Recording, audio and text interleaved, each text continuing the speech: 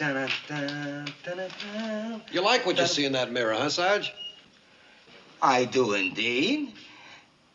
Mirror, mirror on the wall, who's the sharpest of them all?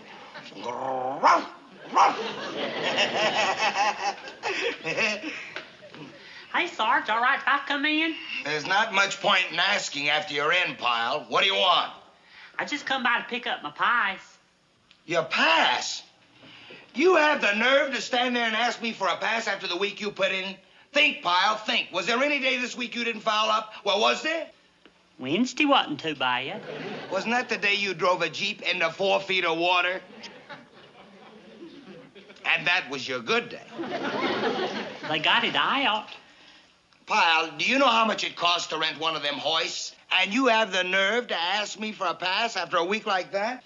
No, but I sure would like one. They got something special in town. It's a flower show, and I'm just dying to see it. A flower show? Uh-huh. They got a particular nasturtium that I sure would like to see. You're kidding, right, Pyle? No, Sergeant. I sure would appreciate it if you let me go on past so I could see that particular nasturtium. Pyle. Did you ever see a nasturtium that was proper grown? Oh, it's a sight. You see, Sergeant, nasturtiums is natural climbers, and if you let them, they'll just grow right on. All right, Pyle, all right. Anybody with a reason that good deserves it. Here. There's your pass. Thank you, Sergeant. I sure do appreciate it. You look like you're getting ready to go out, too. Yeah, there's a particular nasturtium I'm just dying to see, too. Ooh, Tail, are you going to flower show, too? Well, maybe we can No, go... Pyle, I ain't going to a flower show. Well, even if you're not, fact is, anytime at your convenience, maybe we could get together later on for a ice cream soda or something. Maybe. That is if you'd like. You're kidding, Pyle. Me have a soda with you? Me and you? Pyle, even if your work was perfect, mind you, you and me would never be going out together, never. Well, we have before, twice to be exact. Those were accidents of fate, Pyle, accidents of fate. I would never, in my right mind, plan an evening with you unless it was an accident of fate. Well, I just thought I'd asked. You did not think, Pyle, or you wouldn't have asked. A private going out with a sergeant? You must be out of your skull, Pyle. Besides, if I did go out with a private, it would never be with a lame-brained, lunk-headed goofball like you. Now take your pass and get out of here before I change my mind. Right, Sergeant, and thank you. How about that? Pushy, isn't he? Very pushy. You want anything else, Private? No, thank you, ma'am. Hey, you want to smell something pretty? Nice. Where'd you get them? At the flower show. They're beautiful. Hey, if you're going, I think I ought to warn you about something, though. Yeah? The nasturtiums is a big disappointment. They are? I mean, they're all right, but don't expect too much. Oh, I won't.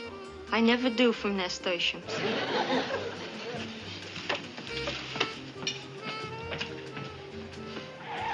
They're gone here. They're gone.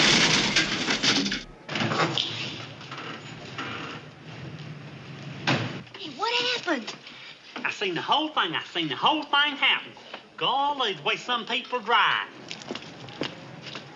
It's a main street, pal, not the San Diego freeway. What are you doing, drag racing? Look, Buster, nobody asked you to stop on a dime. I knew they was gonna hit. I just knew it. I sat in here looking out the window just like I am now. Shazam!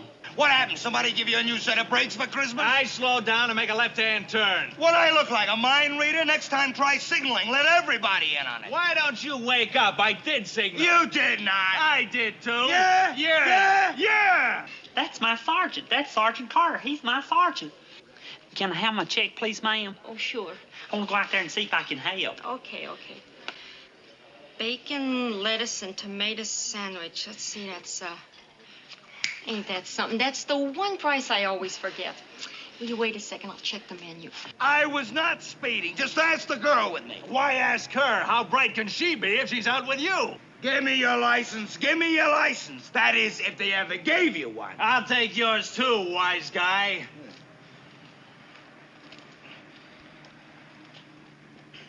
Hey, Benz! What are you doing? I'm hungry. hungry.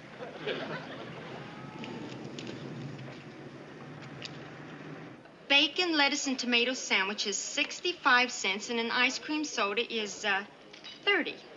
Now, is that all? Yes, ma'am. Okay. 5 and 0 is 5. Carry the nothing. 6 and 2 is 8. Oh, darn. I do that every time. Vance! Hey, Vance! Can't you see I'm doing something? I'm hungry. Hungry? Did you see what this guy did to me? I didn't see nothing. I had my eyes closed. All I could see was a big, juicy steak. Now, when are we gonna eat? Here, loudmouth. I'll see you in court. Oh, for your sake, you saved your money. Don't worry, I'll be there.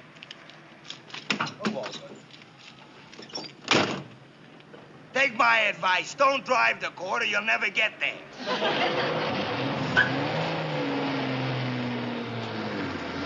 Now are we gonna eat? Eat. That's all you think about is eat. What do you mean?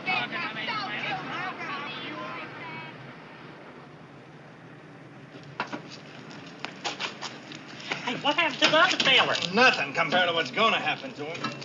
Well, where'd he go? He's smart. He went to look for a good lawyer. That's a shame.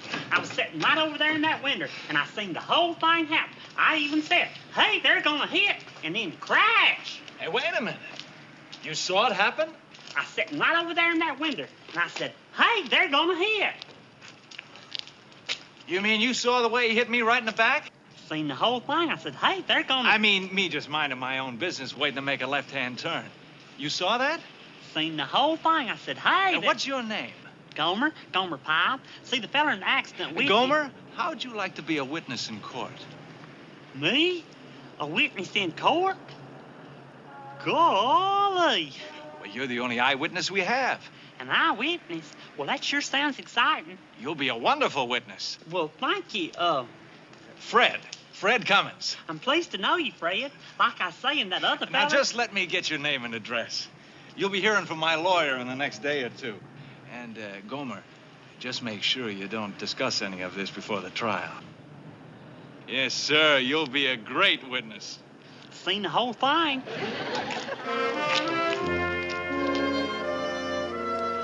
Okay. Go ahead, buddy. See how far you get. Yeah? Well, we'll see about that. That miserable creep, that no good. What's up, Sarge? I just got a call. That guy's suing me. Suing you? What for? That accident I had. How do you like that guy? He's suing me. So? You got insurance, haven't you? Sure. But it's the principle of the thing. Why should my insurance company have to pay for that? Well, was the accident your fault? I mean, how did it happen? That creep stopped right in front of me, so I smacked into him. Well, did he signal he was going to stop? Huh? Did he? I don't remember. Well, if he didn't signal, then you're okay. Well, I don't remember. I don't think he did. Well, were there any witnesses? No, those things happen so fast nobody ever really sees them. Well, then, what are you worried about? There was no eyewitness. It's just your word against his. The word of a stalwart, upstanding, 20-year Marine who fought for his country against the word of a civilian. Yeah. Hey, maybe I ought to sue him, huh? Hey, that's one good thing. No witnesses, huh? Hey, Sergeant. What do you want, Pyle? I just come by to tell you something. Guess what? I'm going to have to appear in court. Court? What have you done now? Well, it's about that accident you had yesterday. I hadn't seen you, so I hadn't had a chance to tell you. But I seen the whole thing, that accident you had. Huh? You saw it? That's right. I was sitting there staring out the window at the coffee shop when all of a sudden, crash! I seen the whole thing. Yeah? I come out there as fast as I could, but you'd already gone, so I stood around and talked to Fred for a few minutes. Fred? You know, Fred Cummins, the fella whose car got all smashed up. I stayed with him till the tow truck come. Tow truck? His car wasn't right that bad. Oh, he wasn't so worried about his car. He was afraid to drive with his back hurting like it was. Well, I'll see you later. Look, Pyle, it wasn't my fault. You saw the whole thing. It was his fault, right? Well, maybe I said too much already. I was told not to discuss the case till the trial comes up. Well, I better get back. So there was a witness, Sarge. Too bad it had to be that one. Huh? What do you mean? Well, remember when Pyle was in here yesterday and suggested you go out for a soda together? Remember how you told him off? Remember those things you called him? I remember. What are you getting at? Just this. Pyle would be an idiot not to spring at the chance to get back at you. I mean, he wouldn't be human if he didn't take advantage of his setup like this. Well, anyone else, yeah. But Pyle? We've been together since boot camp. Sure, Vince. I'm the only sergeant he's ever had. Uh-huh. He's loyal to me. Uh-huh. I'm dead, ain't I? Like I say, it's a golden opportunity for the private. He just won't be the friendliest witness you might have. That's great. Oh, that's just great. Well, what am I supposed to do now? Well, it might help if Pyle just wasn't around. I need you to tell me that? It's too bad Pyle doesn't have a furlough coming up or something.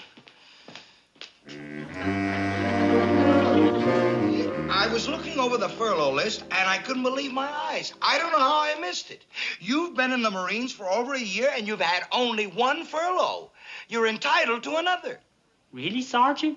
Are you sure? I'm positive, and I'm going to see that you get it immediately. A 2-week furlough. 2 weeks? Shazam! Well, I can't thank you enough, Sergeant. Oh, well, you don't have to thank me, Pyle. You have it coming. Well, thank you anyhow. Thanks a million. I'm going to write home right now and tell him I'm coming. What a surprise. When you came in here, I'll bet you didn't expect anything like this, huh? Well, I sure didn't. Sergeant Carter? Yeah, that's me. I got a summons for you, Sergeant. Huh? Some accident you had. You're being sued. Now, can you tell me where I can find PFC Gomer Pyle? I'm Gomer Pyle. Got one for you, too, Private. I understand you're the only witness. Thank you, gentlemen. Oh, heck. What a shame, Sergeant. Now I won't be able to go on that furlough.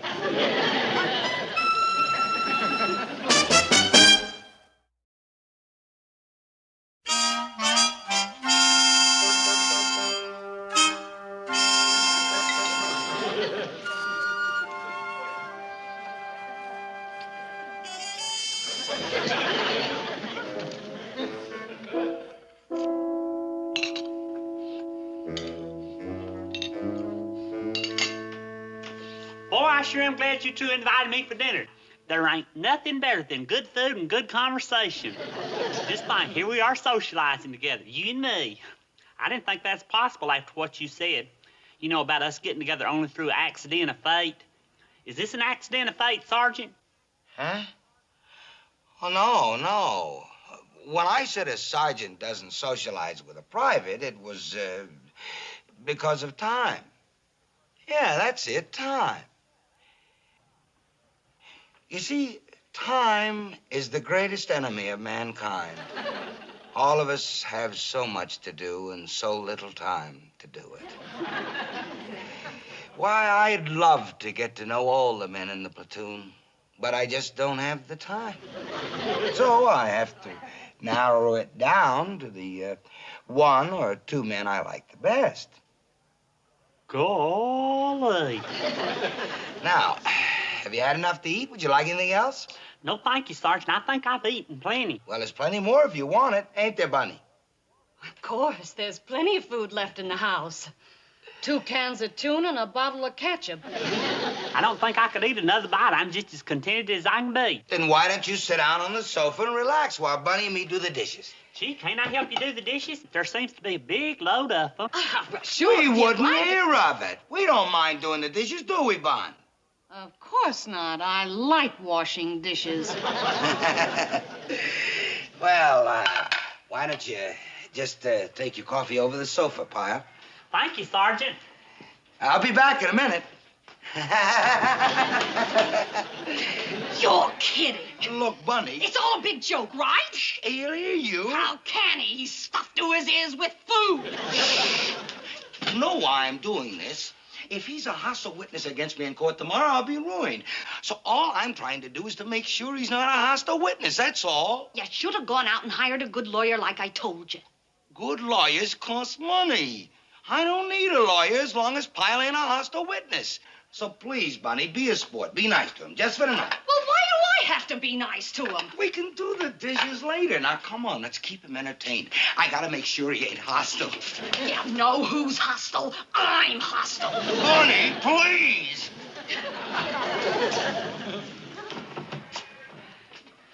You sure got some swell records here. I mean, good records for dancing. Pyle's one of the best dancers on the base, Bunny.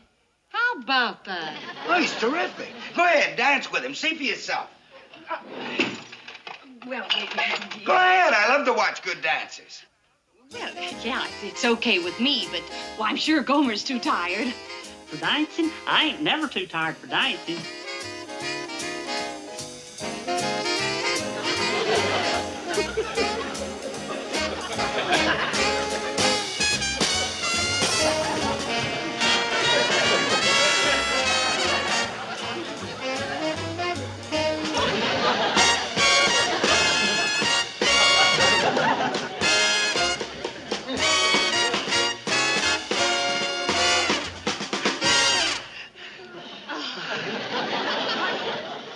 Boy, that was sure fun. That's the first time I ever danced a whole long playing record without stopping. You're a good dancer, Miss Bunny. Did you know that?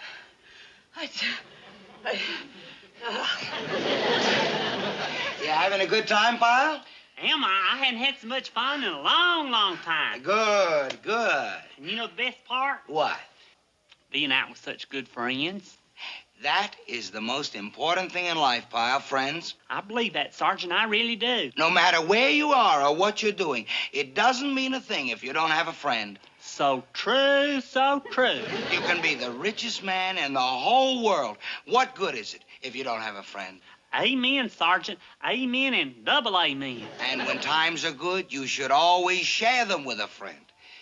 Isn't that right, Pyle? Right, Sergeant. And when times is bad, who else can you depend on except a friend? You know something, Pyle? You and me think alike. Yes, we do. And we're friends, aren't we, Pyle? You're not only my friend, Sergeant, you're my best friend. Oh, that's really important to me, Pyle. Because when a man's on trial, he needs a friend. I guess I'm just lucky that the only witness to that accident happens to be my friend. Right, Sergeant. And ain't it a shame that the court's the only place where a friendship don't count? In court, whether you're a friend or an enemy, you got to tell the truth, the whole truth, and nothing but the truth. A whole evening. I spent an entire evening with him. I gave him dinner. I let him dance with my girl. Nothing. He's not gonna be a friendly witness. You sure, huh? Well, it's like you said. He wouldn't be human if he didn't take advantage of this. I have been leaning on him for over a year. Now comes a golden opportunity for him. Oh, I can see it coming. Sarge, will you sign these papers, please? Do you have to bother me with that stuff now? I go on trial in an hour, remember? What are you bugging me with that for? Well, I'm sorry, Sarge, but these are the day's duty rosters, and they need your signature.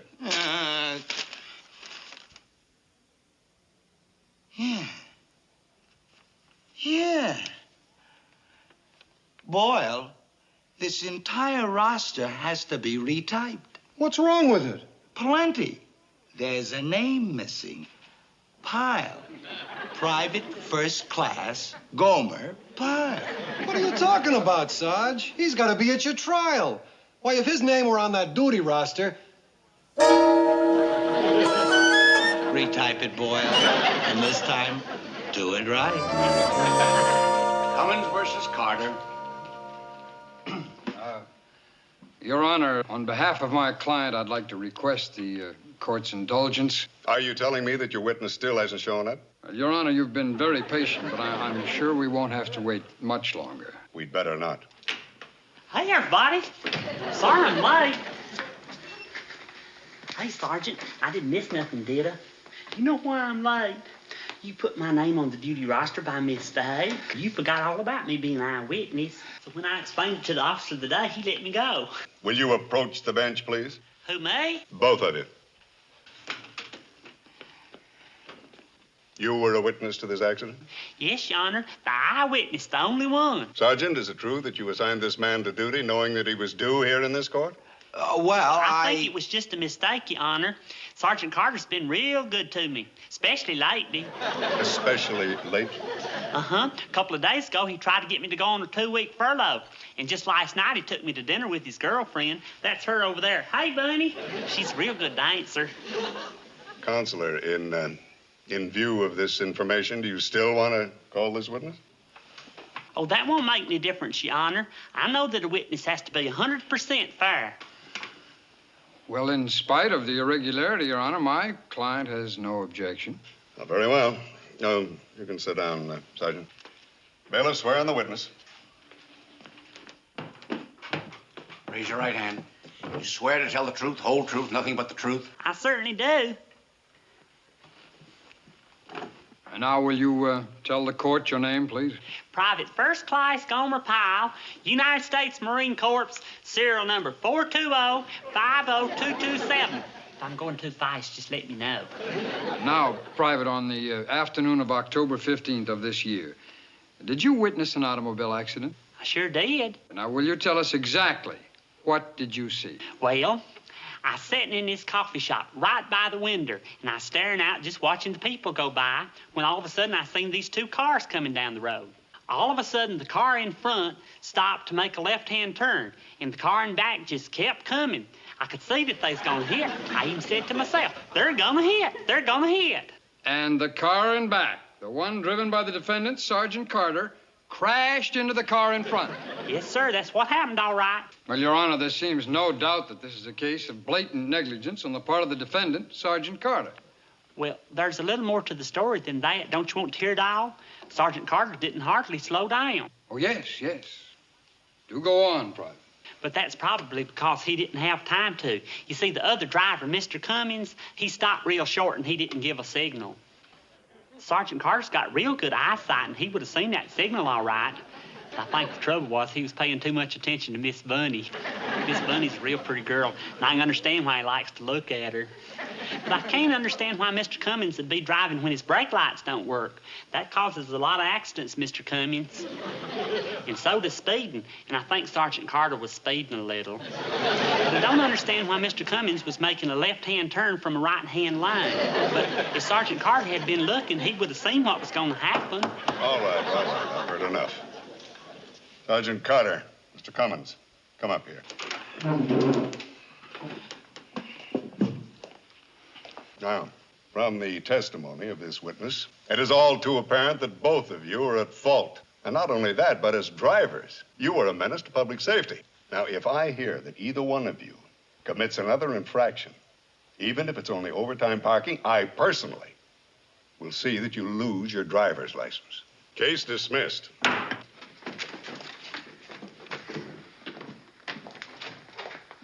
Hey, Sergeant, I'm sorry I had to say all them things about you, but I swore to tell the truth. Yeah, Pyle, yeah. Everything turned out all right, though. I mean, with the case being dismissed and all. Yeah, sure. Why don't we celebrate tonight? What you say we go over to your house, Miss Bunny, and dance and dance and dance?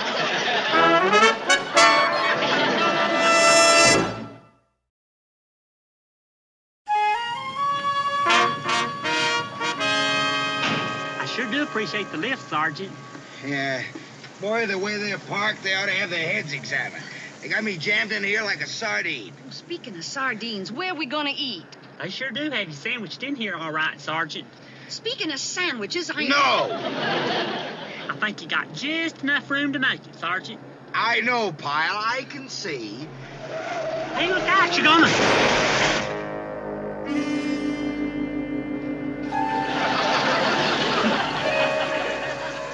Shazam! Another accident. But don't you worry, Sergeant. I seen the whole thing, and I'll be your eyewitness.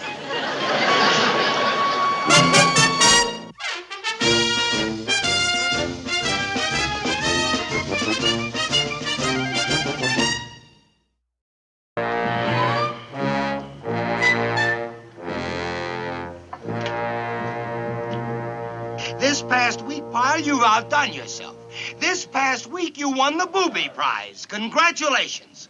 But it's not going to continue. Do you understand, Pyle? I have had it with you. I've had it up to here. with you being late for roll call. I've had it up to here with you not having your shoes shined. I've had it up to here with you forgetting your gas mask during drill. I held my breath, Sergeant. I've had it up to here with you not having your pants pressed. I've had it up to here with you being the last one out of the chow hall. Do you see where I am, Pyle? We still got a little ways to go, thank goodness. That's right, Pyle. I still have a little ways to go. But one more goof, and I'm up to here. And then, Pyle, you win the grand prize. The grand prize? That's right, Pyle. A transfer to the Aleutians with no return for 3 years. How would you like that, Pyle? Would you come along too, Sergeant? No, I would not come to. As a matter of fact, you'd probably be the only one there, Pyle. I would see to it. You get your thermal underwear, your sea rations, and there you are, all alone in the Aleutians. Alone? Alone. Just one more goof, Pyle, just one more goof. So I leave you with 2 little words. Watch it. Just watch it. Now, as you were. All right. Now, you people have 10 minutes to get ready for that hike. I don't mean 11 minutes. I don't mean 10.5 minutes. I mean 10 minutes. Now, start getting your gear together. You hear, Pyle? That means you too. All right. Take hike. Dismissed.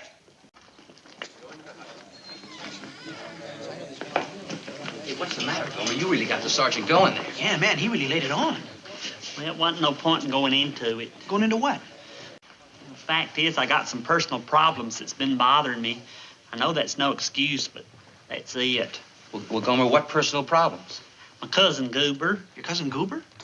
He's the one that took my place at Wally's filling station back home in Mayberry. He's a real nice fella. He can take a car apart and put it back together right before your eyes.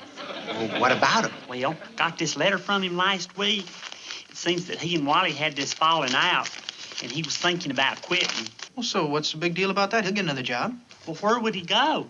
Wally's is the only filling station in Mayberry, and I kind of feel responsible for Goober. I talked Wally into letting him take my place, and I've been thinking about it and worrying. Guess that's the reason I hadn't been doing my best work. Well, listen, we better get outside. Gomer, get your stuff together. Now, come on. Come on, hurry it up. Let's go. Come on, Gomer, hurry up. Let's look alive.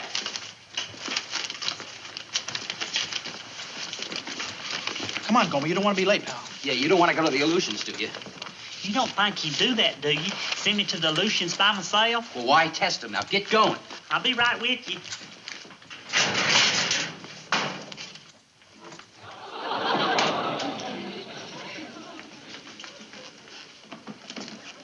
Hey, Gomer, look who's here. For goodness sakes, Goober! For goodness sakes! Hey, cousin, boys, it's good to see you. Hey, Gomer, let me take a look at you. Why, you pretty as a catbird. I hardly knowed you. You must have grown the inch and you filled out. Woo-wee! What'd he say, cousin? How you making it? What are you doing here, Goober? Well, you got my letter, didn't you? Well, I done it. Quit Wally just like I said I would. Dropped my tools and just took off. Felt like taking a trip, so here I am. Hey, Goober, listen. Boy, this is a real nice place, ain't it? So this is a Marine Corps. Hey, what's that in there? All right, you people, move it. That's my locker. Listen, Goober, civilians ain't allowed back here. Hey, look at that, green and a blue one. These yours, too? They're all mine, Goober. Listen. Oh, boy. Oh, boy. What brought you all the way out here? The bus. One of the 2 stored ones. They're cool, and it went fast. But listen, Goober, you can't stay here. Hey, Gomer, come on, you're going... Who's that? This is Goober. Goober? Cousin Goober, you remember I was telling you about him. Gomer, if you don't get to... It's Goober. Goober. Hey, Gomer, are these some of your buddies? Uh-huh. It's Frankie and Duke. Hey, Frankie. Hey, Duke. You sure look sassy in them uniforms. How did you get on the base, Goober? I walked in. Yeah, well, what about the sentry at the gate? Didn't he try to stop you? I don't reckon he seen me as talking to another feller at the time. You shouldn't have done that yet. Done what? Gomer, look, you better get him out of here. Having a civilian in the barracks, that could be big trouble. And you can't afford it, you know that. That's right. Look, Goober, you shouldn't be here. I mean, I'm glad to see you and all, but civilians ain't allowed to visit the base without permission. That's what I've been trying to tell you. Oh, well, I'm not dismissed, and I might stay. What? That's right. I'm going to have me a look around. If I like what I see, I'll stay and be a Marine. Shoot, why not? I'm free as a bird right now. Gomer, you better get him out of the barracks. Look, Gomer, take him out the back, and you better get ready for the hike. Now, go ahead. Come on, Gomer, hurry up. We'll take your gear and meet you out front. Come on, Goober, we better go outside.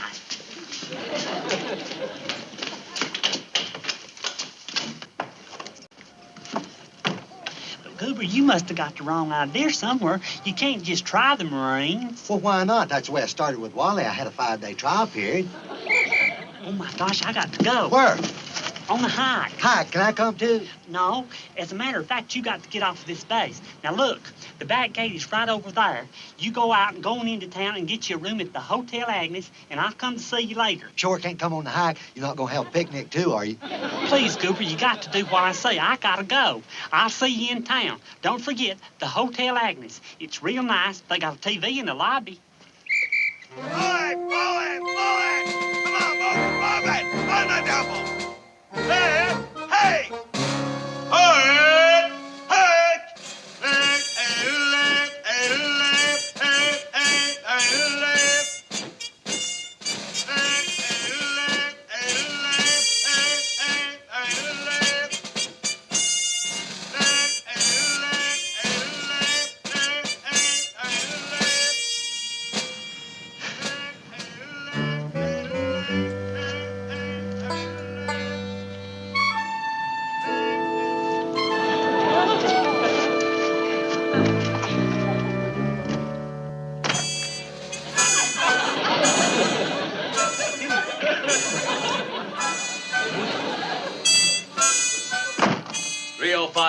Well, bunks, no empties.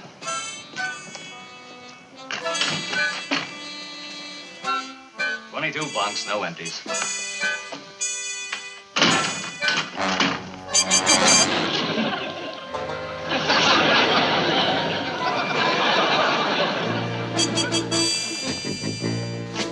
What's your name? Pyle, what's yours? Swanson. Never mind that. What are you doing here all alone in these barracks? The rest of the fellers went off on a hike. I wanted to go, but they wouldn't take me. Confined to barracks. That's no surprise.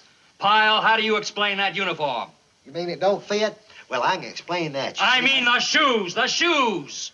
Oh, these? Well, I wear them because they're comfortable. My others hurt me across the instep. You're on report, Pyle. Hands in pockets, out of uniform, unmilitary conduct. Pyle, you stay right here. Don't you leave these barracks, you understand? But get out of those shoes. Yes, sir. I mean now. Yes, sir. Yes, sir.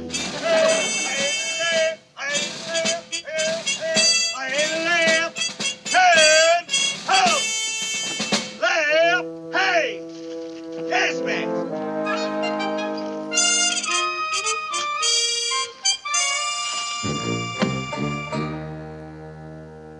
For goodness sakes, are you still here? And what are you doing in that uniform? Hey, Gomer, y'all think I make a good-looking Marine? From the halls of Montezuma to the shores of, what's the name of that other place? Goober, you got to get out of here. No, I can't do that. Fella come by here and told me to stay right here, and he sounded real serious, too. A fella? What fella was that? Well, he's about this big, sounded important, kind of bossy, had a little shiny thing on each collar. I don't believe it. I just don't believe it. But there's his name, Private Pyle. Look at his report. Hands in pockets, unmilitary conduct, wearing brown and white shoes.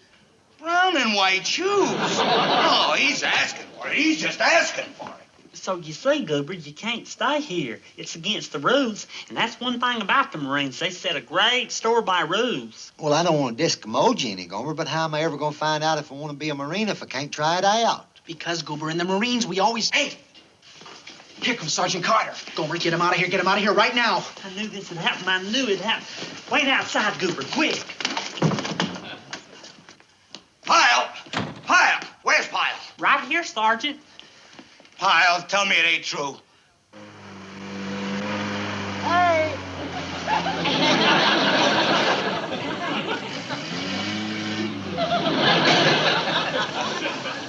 I took him off, just like you said.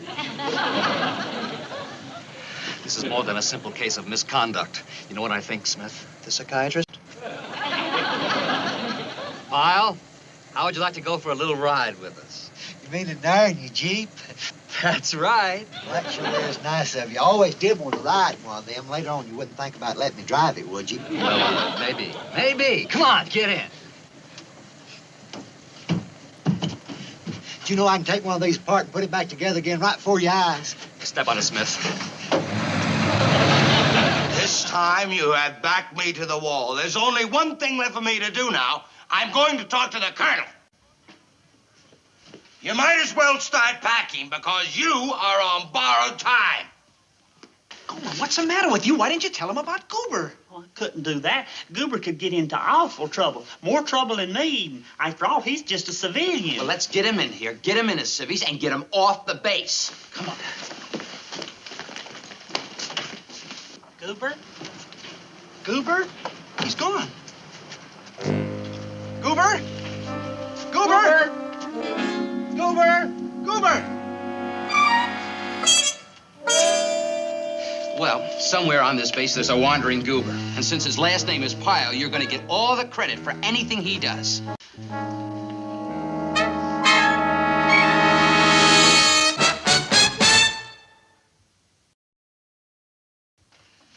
Well, maybe he went back into town. Well, I hope so, but he didn't say nothing about going into town. Well, look, wherever he is, it's not good. Don't forget, he's got that uniform on. Gomer, if I were you, I'd tell Sergeant Carter and just level with him. I can't, Duke. I just can't. Goober's my own kin. He could get in real big, serious trouble. But, Gomer, what about you? Lieutenant Swanson tells me you were outside the barracks in your stocking feet. That's right. You want to tell me about it? Well, what for? You already know. What I mean is, why were you outside in your stocking feet? Because I didn't have my shoes on. Tell me, Pyle, how do you feel about being a Marine? Well, that's a good question. To tell you the truth, I don't know yet. I mean, I might just decide to stay, and then again, I might just take off.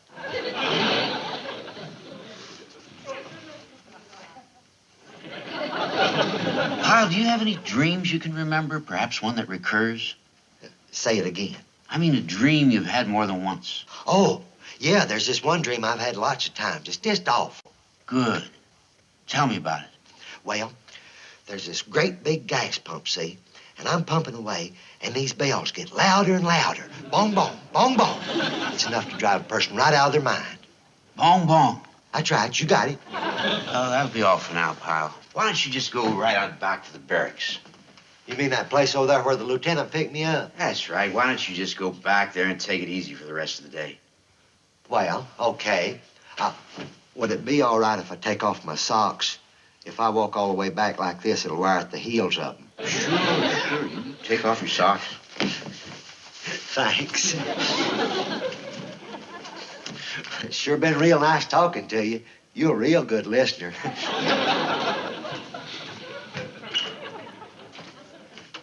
Say, you know what it sounds like to me? It sounds like Pyle flipped. No. I wouldn't put it that way, Sergeant. But there does seem to be some evidence of a personality conflict. Sir? I'd rather not make a hasty diagnosis, but Pyle does appear to have some signs of a double personality. How do you like that? I never thought he had any personality at all. What I'm saying, Sergeant, is that this can get quite bizarre. Now, there's a conflict of interest, a struggle of incompatible desires. On the one hand, a striving toward normal behavior. On the other hand, a deviating toward the bizarre. You understand that, Sergeant? Yes, sir. Pyle is a bizarre. What I'm saying, Sergeant, is that Pyle has within him a struggle between the good Marine and the bad Marine. Now, it'll be a day or two before I can get out separation orders. In the meantime, go easy with him. Yes, sir, of course. Does he know yet? No, he doesn't. Well, sir, do you think maybe I should tell him? I mean, we've been together since boot camp. It's a good idea. I think it'll be the best way of handling it. Yes, sir, I'll be glad to. How do you like that? Pyle, a bizarre. Well, Pyle, we've been together for quite a while now, haven't we? 1 year, 3 weeks, and 2 days. And you got a lot to be proud of. You made private first class in a year. That's nothing to sneeze at. Who knows? After a little while, you may be able to come back. Back? Back from where? Listen, Pyle, I don't know how to tell you this, but it looks like you're going to be leaving here. You mean to the Aleutians? Oh, no, not the Aleutians. I didn't mean that. That was just a threat. I mean, well, the fact is, Pyle, we're going to be sending you home. Home? That's right. But I've been watching it, Sergeant. Honest, I have. I was the first one out of the chow hall this afternoon. No. It isn't that, Pyle. I mean, it ain't a question of simple little goofs anymore. It's the funny things. I mean, when a Marine begins to wear brown and white shoes with his uniform, Pyle, well, let's face it, it's time to bid adieu. Huh? That's goodbye in Italian. Some of us can be Marines and some of us can't. It's as simple as that. So just feel proud of the fact that you were in for a year.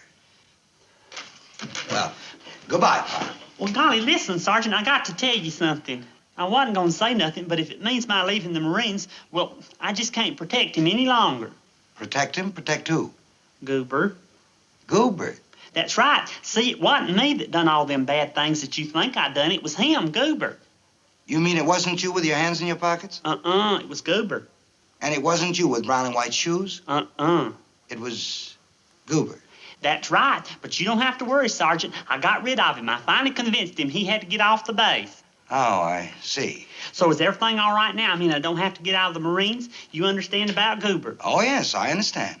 Then everything's okay. Oh, everything's terrific. Now, you just go back to the barracks and take it easy. Rest. And you ain't mad at Goober, because he didn't know no better. Oh, no. I'm not mad at Goober at all. You see, Sergeant, it fits exactly into what we were talking about earlier today. He makes up this fictitious character in order to help him out of his troubles. Sir? Well, it's simple. It's like with a small child. They need the approval of their parents so that when they do something bad, they make up an imaginary character to take the blame. If they break a window, it's the bad Georgie that did it. If they run a hose in Daddy's car, it's the bad Donald. You understand, Sergeant? Yes, sir. But that's with kids. Well, don't forget, as his sergeant, you're taking the place of his mother and father. Especially now. I didn't know it was that bad. Well, frankly, I didn't either. Now, I'll speed up his orders. Meantime, you try to keep him on an even keel. You mean it can get worse? You can never tell. Remember, be nice, be pleasant, and if there are any sudden changes, get in touch with me immediately. Yes, sir. Goober.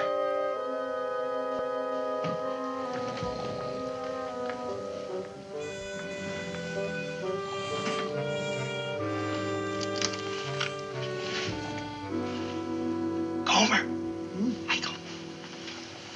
Goober, what are you doing here? I thought you was at the hotel. I was going to come see you tomorrow. Well, I went, but you know what? They wanted us to sleep there. $4.50. Could I stay here tonight? But I told Sergeant Carter you was in town. Well, this for tonight. I'll be out of here first thing in the morning. The Marines ain't gonna work for me. Too many people hollering at you. Goober, you ain't allowed here. It's bad enough during the day, but at night. I could stretch out under your bunk. How about it, Gomer? Look, I'll tell you what. I'll just go to Sergeant Carter and tell him the truth. I'll tell him that you're here and you ain't got no place to sleep. Maybe he'll understand. He's a very understanding man. You just wait right here. Well, ask him how he'd like to spend $4 and a half to sleep someplace one night.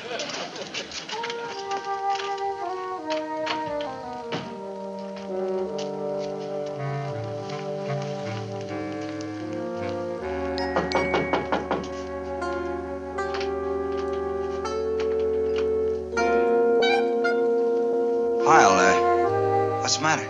Well, I thought I'd better tell you. Goober's back. Oh, yes. And he hadn't got no place to sleep. Oh? He said he'd like to sleep under my bunk, but I thought I'd better check with you first. Yeah? Sleep under your bunk? Well, why don't you do that? You let him sleep under your bunk. That's all right. Are you sure? Why not? I told him what an understanding fellow you were, and you are, Sergeant Carter. Yeah, well, good night, Pyle. You just go back to bed, huh? Well, thank you, Sergeant. Sure, sure.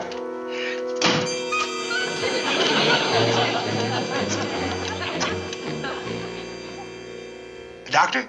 Sergeant Carter. Pyle was just in here. He says the other fella's back again. The one that does all the bad things. I think he's really gone. Maybe you better get right over here.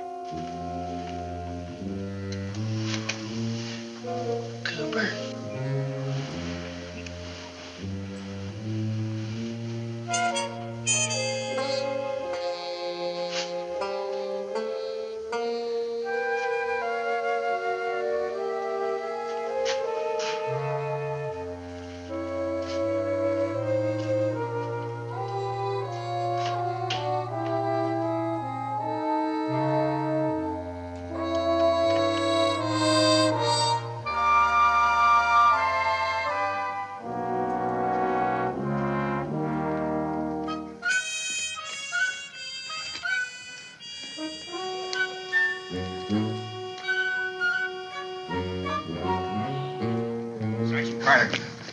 Oh, Dr. Reiner, sir. Is he inside? Yes, sir. I think so, sir. Okay, Sergeant. Everything's going to be all right. Now, what bunk does he sleep in? Number 6 on the left. All right. Do you want me to go in, sir? No, you wait out here. Yes, sir.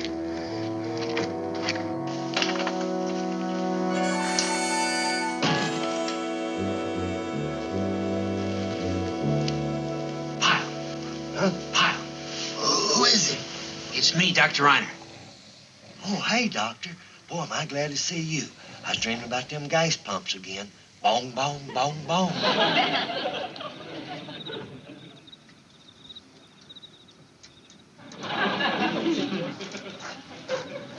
Sergeant Carter? What are you doing out here? Well, you see, Goober took my bunk. And I didn't know where to sleep.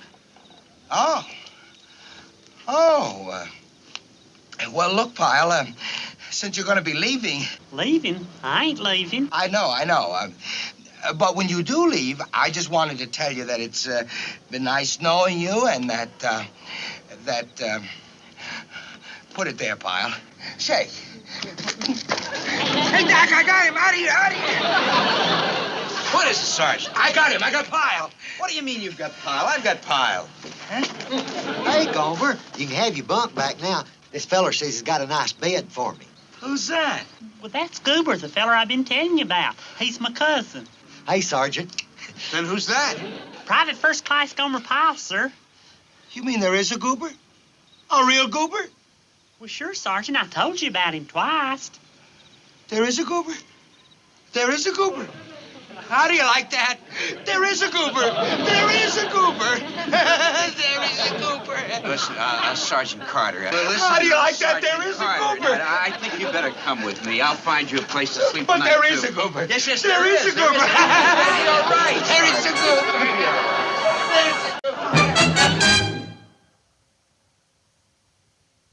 So all in all, things is pretty good. I don't regret making the trip to see you because sometimes it takes some scouting around to find that happiness is in your own backyard or filling station, as the case may be. Ha ha. Say hey to all the boys and especially to Sergeant Carter. Yours very truly, Cousin Goober. P.S. Hope you like the present I sent you. They had a sale over at Weaver's. I wonder what it is. Oh, ain't that sweet? That Goober. How do you know they'll fit, Gomer? Let's see. They feel just fine. All right, you people. Now, I want every one of you to...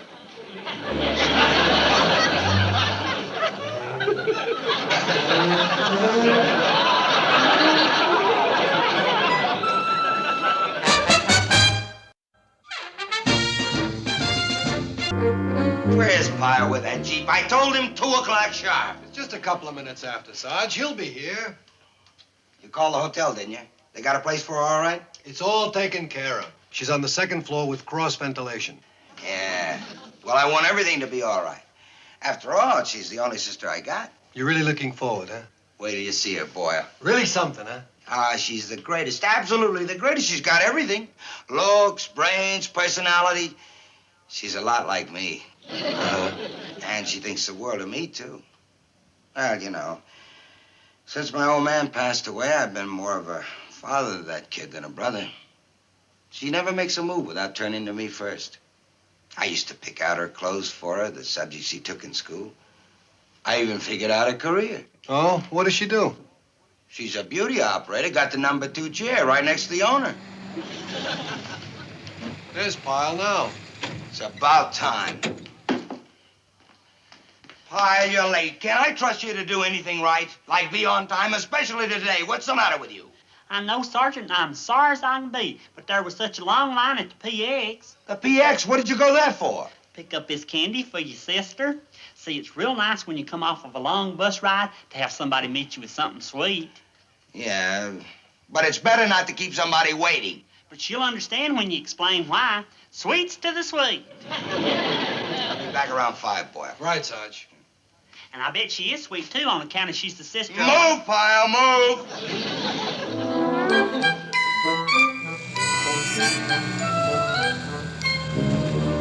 You see, we're late. The bus is already here. she is. Babe! Hey, babe! Oh, she's a handsome-looking girl and sweet, just like I say it. Oh, it's so good to see you. Oh, boy, what a sight for sore eyes. Here, let me look at you. You're looking great. You never look better. Boy, I second that. Of course, I never have seen you before, but if Sergeant Carter says you never have looked better, then I'll take his word for it. This is Private Gomer Pyle. This is my sister. How do you do, Gomer? Hey, Miss Carter. Well, come on, babe. I can't tell you what a pleasure it is to meet the sister of my favorite person. Oh, well, thank you, Gomer. It's a real honor. Well, come on, let's I all... brought you some candy as kind of a welcome gift. Oh, well, that's very nice of you. Thank you. They're half soft centers and half caramels and nuts. Oh, thank you, Gomer. The light chocolate's the soft centers, and the dark is the caramel and nuts. There's some jellies in there, too. Oh, well, thank you very much. Sweets to the sweet. I'll get her bags, will you? Right, Sergeant. I think there's some nuggets and some marzipan in there. Do you like marzipan? I think that's... Come on. Oh, Miss Carter, which is your bag? Oh, there's a blue plaid and a tan one. They've got my name on them, Gomer. Hey, babe, you look great, just great. Oh, you're kidding. I've got to go on a diet. Don't you do it. You look wonderful. How long are you going to be able to stay? Just a few days. Actually, I came down to tell you about a big surprise. Yeah? What is it? Oh, I don't want to tell you here. Oh, come on, tell me. You didn't get the first year, did you? Old man Stookie didn't retire. Nothing like that. This is a really big surprise. Well, I got him. Oh, thank you, Gomer. Get yourself in the bags in the back pile. I'll drive. Now, what's all this about? A big surprise? Pyle! Sorry, I'll pick them up. Of all the nitwits, Pyle, you knucklehead, can't you do anything right? Pick it up, pick it up. Well, I'm terribly sorry. I guess I'm just nervous about meeting the sister of my favorite person. Pick him up, pick him up. Boy, he's murder, just murder. Come on, move. Huh? Huh? You like it? Cross ventilation and everything. And the bedroom looks out on the street. Oh, Vince, you've certainly gone to a lot of trouble. Oh, nothing's too good for you, sis. You know you were always number one with me. Now, come on, what's the big surprise, huh? Okay, you ready? Tell me. Vince, I'm gonna get married. Married? To who? Harold Knobley. Harold Knobley? Harold Knobley? What's the matter? Little Harold Knobley that's in the surgical supply business? He's a wonderful person. Oh, no, babe. No, not Harold. Why? What's wrong with him? What's wrong with him? Everything. He's got no class, no personality, no charm. You put him in a room full of people, nobody'd even know he was there. Harold Knobley? You don't even know him. I know him. What do you mean I don't know him? He once tried to sell me a pair of arch supports. I know him. He's a creep. How can you say that? I know him. I know Harold Knobley, that civilian. Well, what's wrong with his being a civilian? Don't tell me I have to marry a Marine. Would that be so terrible? Your brother's a Marine, ain't he? If you married one, we could kind of keep in the family. Vince, Harold and I love each other. Look, babe, maybe you're in love with the idea of getting married. I want you to get married. But what's the rush? Take a while. Think it over. Mr. Right will come along. Believe me, sis. Some nice Marine. Could be. Who knows? Here's your bags, Miss Carter. Where do you want them? Oh, just put them in the bedroom, Gomer. You can throw them on the bed. Any place you say, and I'd be happy. You just name it, and I'll do it. My. Sergeant Carter's sister. My. Out, Pyle, out. Go.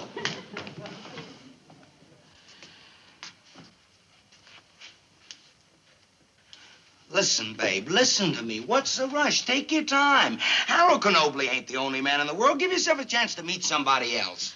But, Vince... Uh-oh. I've known Harold since we were kids. Well, that's the trouble. You've stuck to this one guy, and you haven't given yourself a chance to look around. How would you feel if you got married and then you met a guy? The right guy, but too late. Sorry. Well, I have looked around, and I know my own mind. I'm not a child, Vince.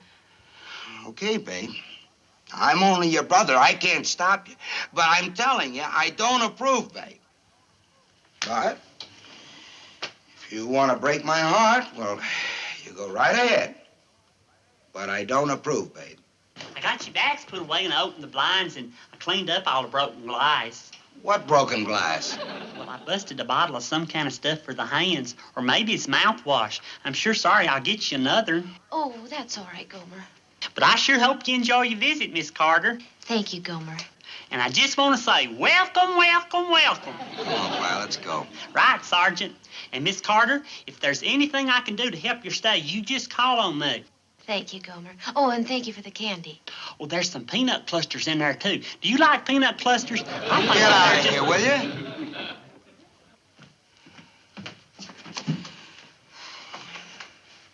Well, I'll see you later, babe. In the meantime, think it over. Not Harold Knobley, please, not him.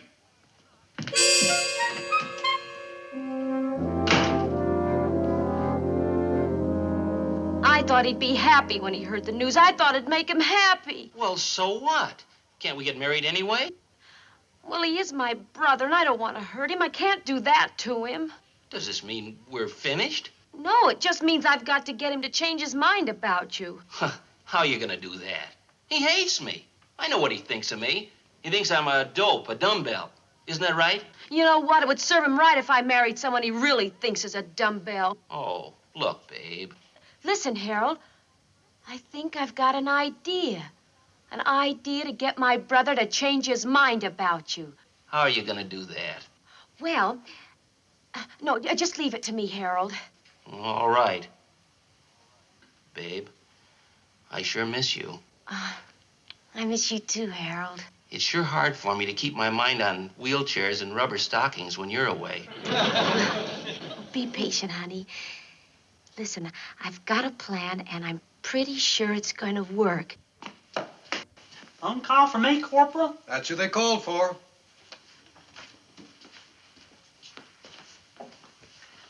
Private First Class Gomer Pyle speaking. Gomer, this is Babe. Who? Babe Carter, Sergeant Carter's sister. Oh, yes, sir. I mean, ma'am. Gomer, my brother isn't there, is he? No, but I can go get him for you. Do you want to talk to him? No, Gomer. Listen, I thought I'd take you up on your offer and have you show me around town a little bit. Oh, I'd be most pleased to, ma'am. When did you want me to do that? Oh, about 7 o'clock tonight. And Gomer, don't tell my brother about this, will you? Don't tell him? Well, he's so busy, and I don't want him to feel guilty that he's not spending enough time with me.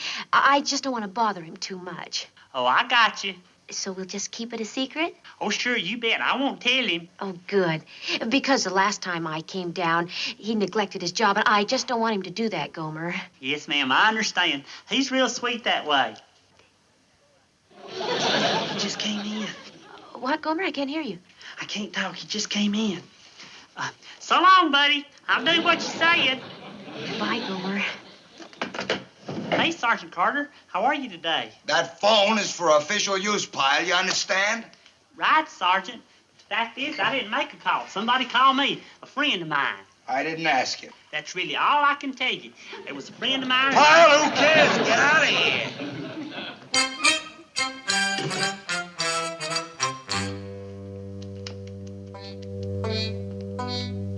Dombrowski.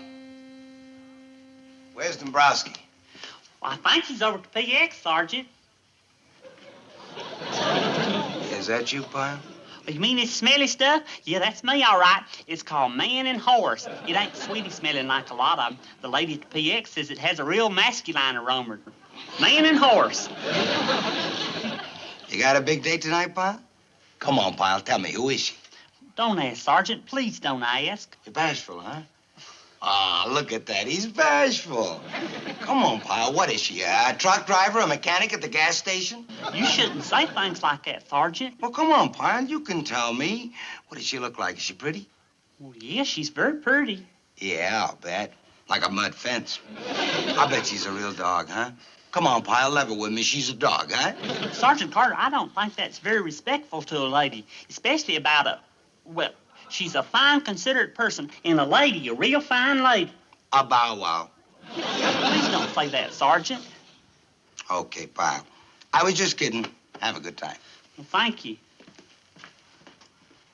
I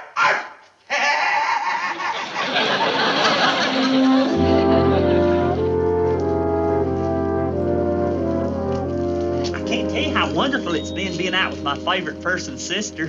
Thank you, Miss Carter, for letting me show you around. No, Gomer, I'm the one that should thank you. Thank you for the lovely evening. You're sure welcome. Did you enjoy the Godzilla movie? Oh, it was very interesting. Gomer, are you going to be busy tomorrow night? No, ma'am. Why? Well, I really had such a nice time tonight, and, well, I really hate to impose on you like this.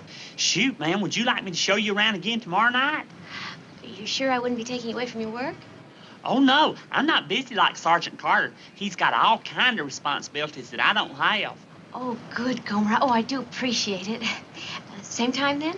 That'll be fine. I'll be here. Bye, ma'am. Bye.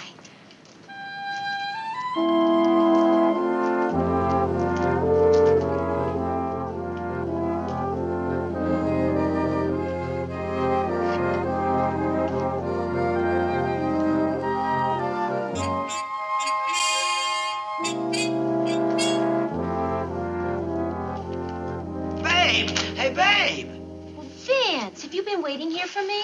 Waiting? I've been here for hours. Where have you been? Your first night in town, I can't find you. What's going on? Oh, Vince, my darling brother, Vince. Huh? Oh, Vince, you won't believe this. I know you won't believe this, but I've just been on a date. You had a date with who? Oh, Vince, it was so fantastic. You said Mr. Wright would come along, and, oh, I don't want to say too much about it. Listen, calm down. Tell me what you're talking about. You met some guy. What's his name? Who is he? Oh, I don't want to say too much.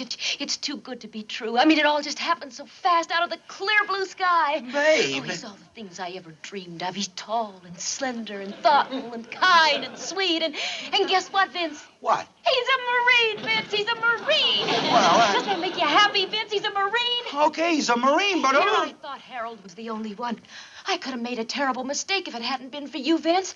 You did it. You opened my eyes. You said, think, take your time. And I did. But listen, I didn't... And he's a Marine, Vince. Oh, I'm so grateful. My sister.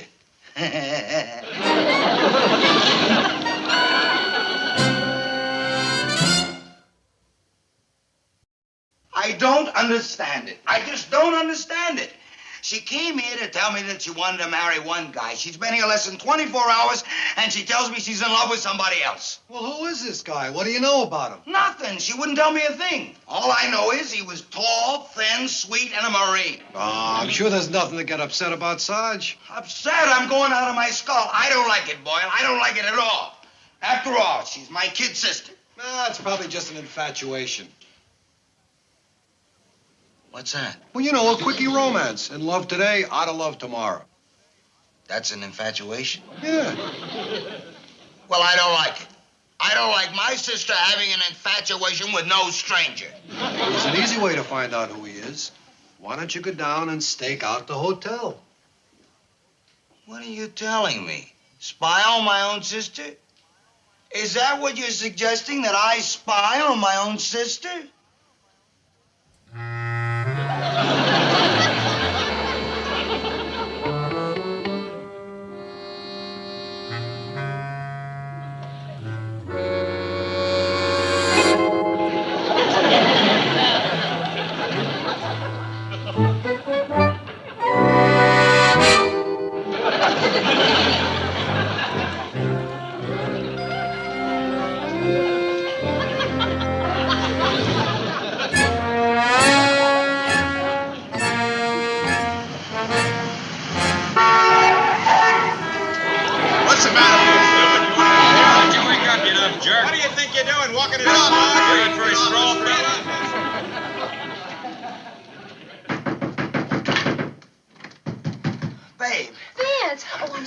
You stopped by. I was going to call you, but I was afraid it was too late. Listen, I'll tell you why I'm here.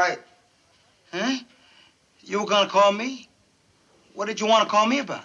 Well, you know, last night I told you I wasn't sure about this fellow I met. Yeah. Well, I had another date with him tonight. Yeah? And, Vince, I think I'm sure. No. And it's all because you wouldn't let me throw myself away on Harold. Oh, Vince, you're so wise. You're so wise. Listen, Doesn't that make you happy, Vince? Oh, I know you're going to adore him. For one thing, he's a Marine, Vince. Did I tell you that? He's so kind, so gentle, and so sweet. He's Gomer Pyle, right? Gomer Pyle, that's the Marine Gomer Pyle? Yeah, how did you know? Oh, babe, I don't know how this happened, but you can't do this. You can't do this to me. Don't tell me you don't approve of him. I should think you'd be thrilled. He's a Marine in your own outfit. Golly, Vince, I'm keeping it in the family just the way you wanted. The family? Now, Vince, I want you to go home because I can't talk about it anymore. I'm just too happy. I'll talk to you tomorrow, okay, Vince? You go home and get a good night's sleep. Night.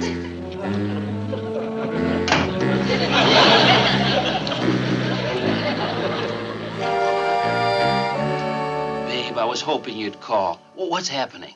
Oh, Harold, I think Brother Vince is about to give his approval. No, I mean it.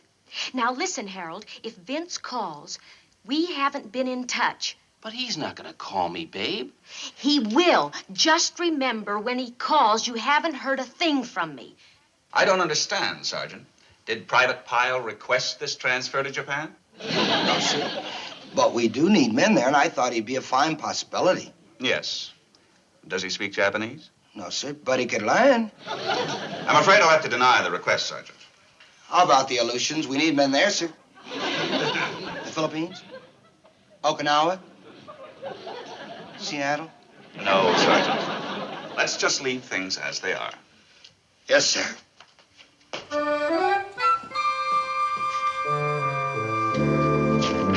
What galls me is it's all my fault. She wanted to marry Harold Knobley, but I said no. I'm the one that drove her right straight to Pyle. Well, what about Harold? Was he so bad? Huh? What's the matter with Harold? Why did you split him up? What's wrong with the guy? Nothing. Nothing's the matter with Harold. Nothing in the world's the matter with Harold. Hey, give me long distance. Hello? Hello, Hal, you old son of a gun. How you doing, fella? How's every little thing in surgical supplies? Who's this? This is Vince Carter. Your old buddy, Vinny. Vinny? Yeah. Babe told me the wonderful news about you, too, and I just wanted to tell you I think it's great. Hey, just think, you and me brothers. Listen, Harold, when's the big day? You and Babe set the date yet? Well, no, Vince. Why not? I haven't heard from her since she's been up there. Well, you know how girls on a vacation are. She's probably been thinking about you a lot, though. Listen, Harold, I don't want to scare you or anything, but this town ain't the greatest place to have your fiancé wandering around. I mean, there are a lot of good-looking Marines around here, and, look, Harold, why don't you come down here and surprise her? I know she'd love to see you. Well, if I were you, I'd catch the next bus out. I wouldn't waste any time.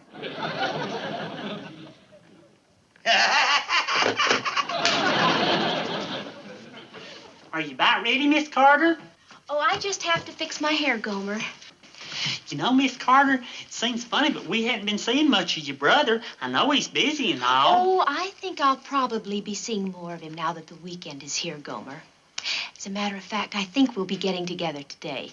Well, that's good, because I feel real peculiar him not being around very much to see his own sister. Oh, will you get that, Gomer? My hair.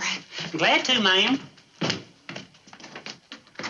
See, there's a Marine here right now. What did I tell you, Harold? I thought the courthouse. Out of the way, Pyle. Babe! Babe, where are you, babe? Vince, what's the matter? Hey, babe, look who's here. Look who's here. Just walked into my office, just like that. What a surprise. You could have knocked me over with a feather. Hello, babe. Hello, Harold. Hello, Harold. Hello, Harold. Is that all you can say? A man travels 87 miles and hello, Harold? How was your trip, Harold? You shut up, Pyle. Maybe Harold came down here to elope, huh? Is that what you had in mind? Unless, of course, you were planning a big wedding. But why fool around with a big wedding? Why not make it short and sweet and save that money for a dinette set? Vince, what are you talking about? Well, tell her. Speak up, man. That was always your problem. You were shy. Tell her what you got in mind. Well, if there was a choice, I'd take a wedding. Furniture's all right, but the memory of a wedding will last you your whole life. Babe, I don't know what's happened between you two, but you loved each other once. I'm sure you can get back together. Babe, you can't let your head be turned by a passing fancy, a fatuation. Boy, Sergeant, you sure got away with words. Look, you two, why don't you talk to each other? Babe, look at him. I never knew Harold before, but on the way over here, I talked to him, and he's a great guy, a great guy. You know, Sergeant Carter, me and Harold ain't even been introduced yet. You two probably want to be alone, huh? Well, I guess we'll be going and let you two kids be alone for a while. I'm sure you got a lot to talk about. Come on, Pyle. Right, Sergeant. I think you'll enjoy a wedding a whole lot more than a dinette, say it. Come on! Oh, Harold! So, Pyle, you were seeing my sister without telling me. I'm sorry about that, Sergeant, but she and I agreed Pyle, do you think for 1 minute that my sister would ever marry a nitwit, lame-brained knucklehead like you? Marry? Marry? You got it all wrong, Sergeant. I never wanted to marry your sister. Huh? Oh, no. I mean, she's a nice person and all, but I never had no intentions of marrying her. Marry your sister? Oh, no, Sergeant. What do you mean? You mean my sister isn't good enough for you? Is that what you're telling me? My sister ain't good enough for you? Pyle, that's my sister you're talking about. You ain't even in the same class with her. You're telling me you wouldn't want to marry my sister?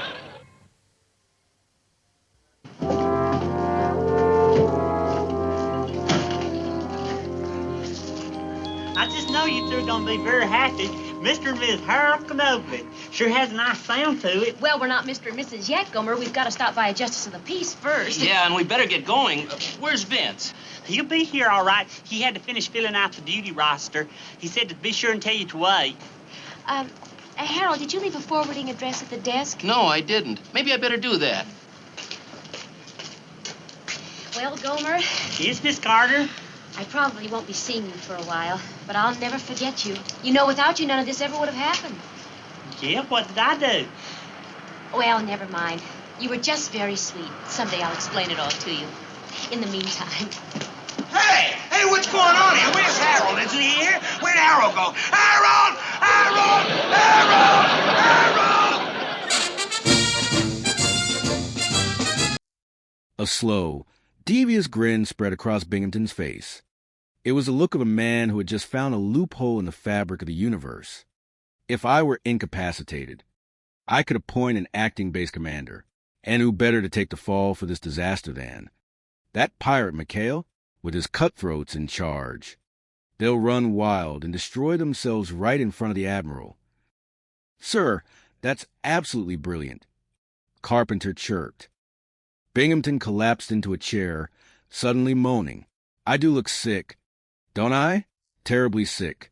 Call the medic. Hurry. Tell them Captain Binghamton is not well. On the double. As Carpenter ran out screaming for help, Binghamton allowed himself a moment of pure malicious joy. He was going to watch Quentin McHale burn, and he was going to do it from the comfort of a hospital bed with a "Do Not Disturb" sign.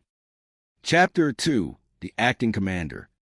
Commander Quentin McHale was a man who treated the U.S. Navy more like a social club with occasional gunfire. His crew on PT-73 was a collection of scroungers, gamblers, and mechanical geniuses who could fix a torpedo with a piece of chewing gum and a prayer. When McHale was summoned to the base hospital, he found Binghamton looking remarkably healthy for a dying man, despite the theatrical moans. "Oh, McHale, I'm in bad shape," Binghamton wheezed. "The medics, they don't know what it is. I have to appoint an acting base commander." McHale leaned back, sensing a trap. "Well, sir, Lieutenant Carpenter is the obvious choice. He's your right-hand man." "Carpenter? No. Binghamton spat. "He's a boob.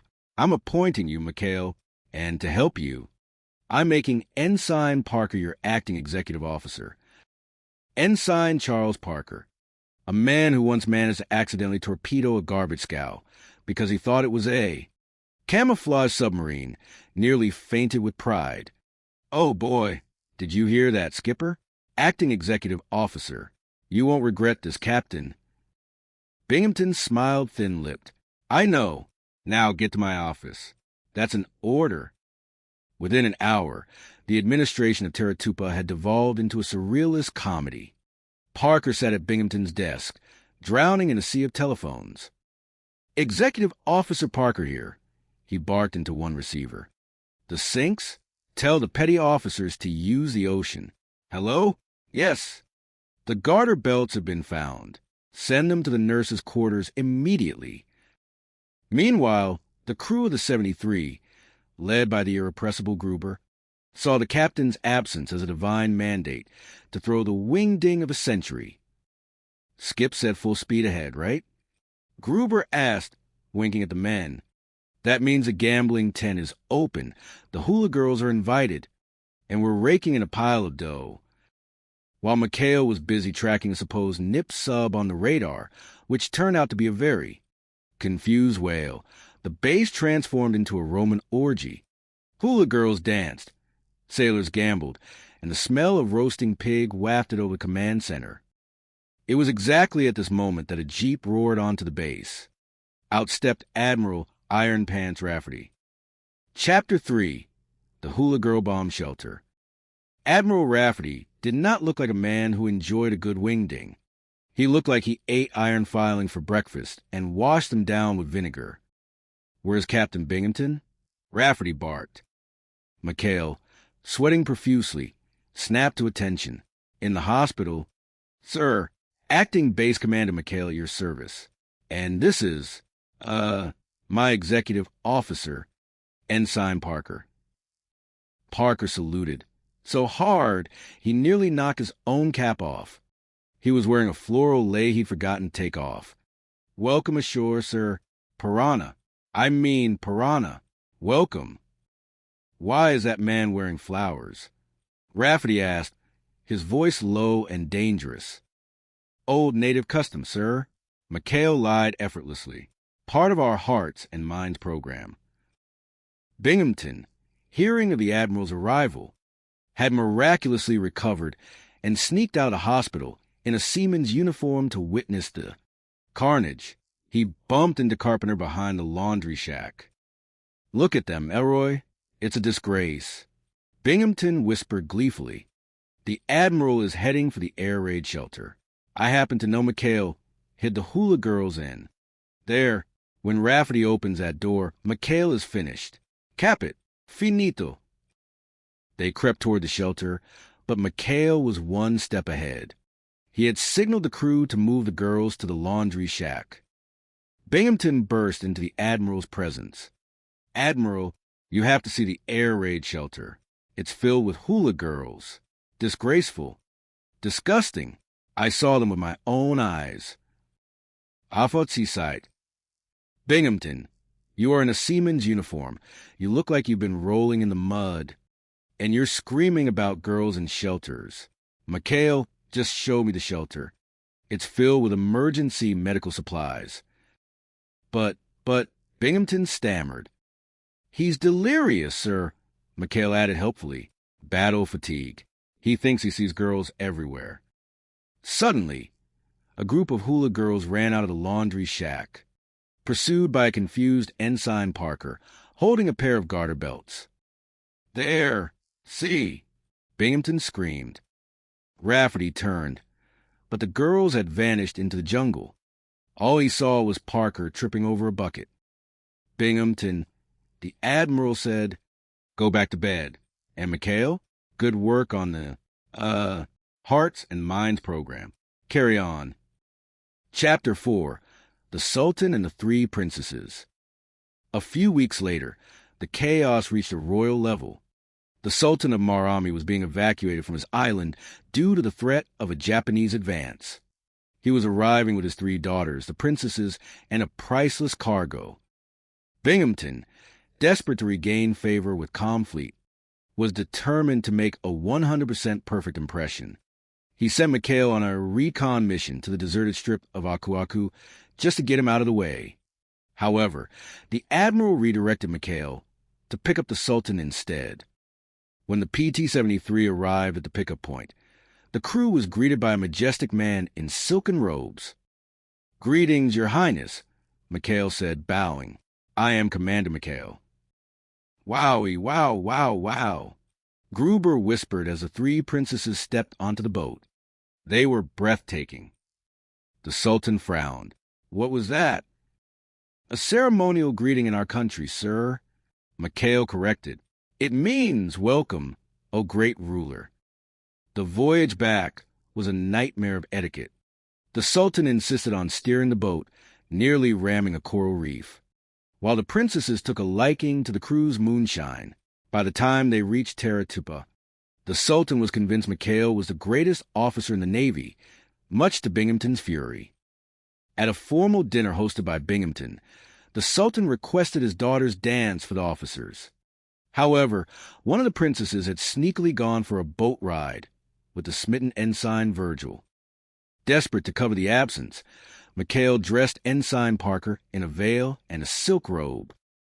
"My daughters will now perform the dance of the 7 veils," the Sultan announced. The 2 real princesses danced gracefully. Then Parker, the 3rd princess, stumbled out.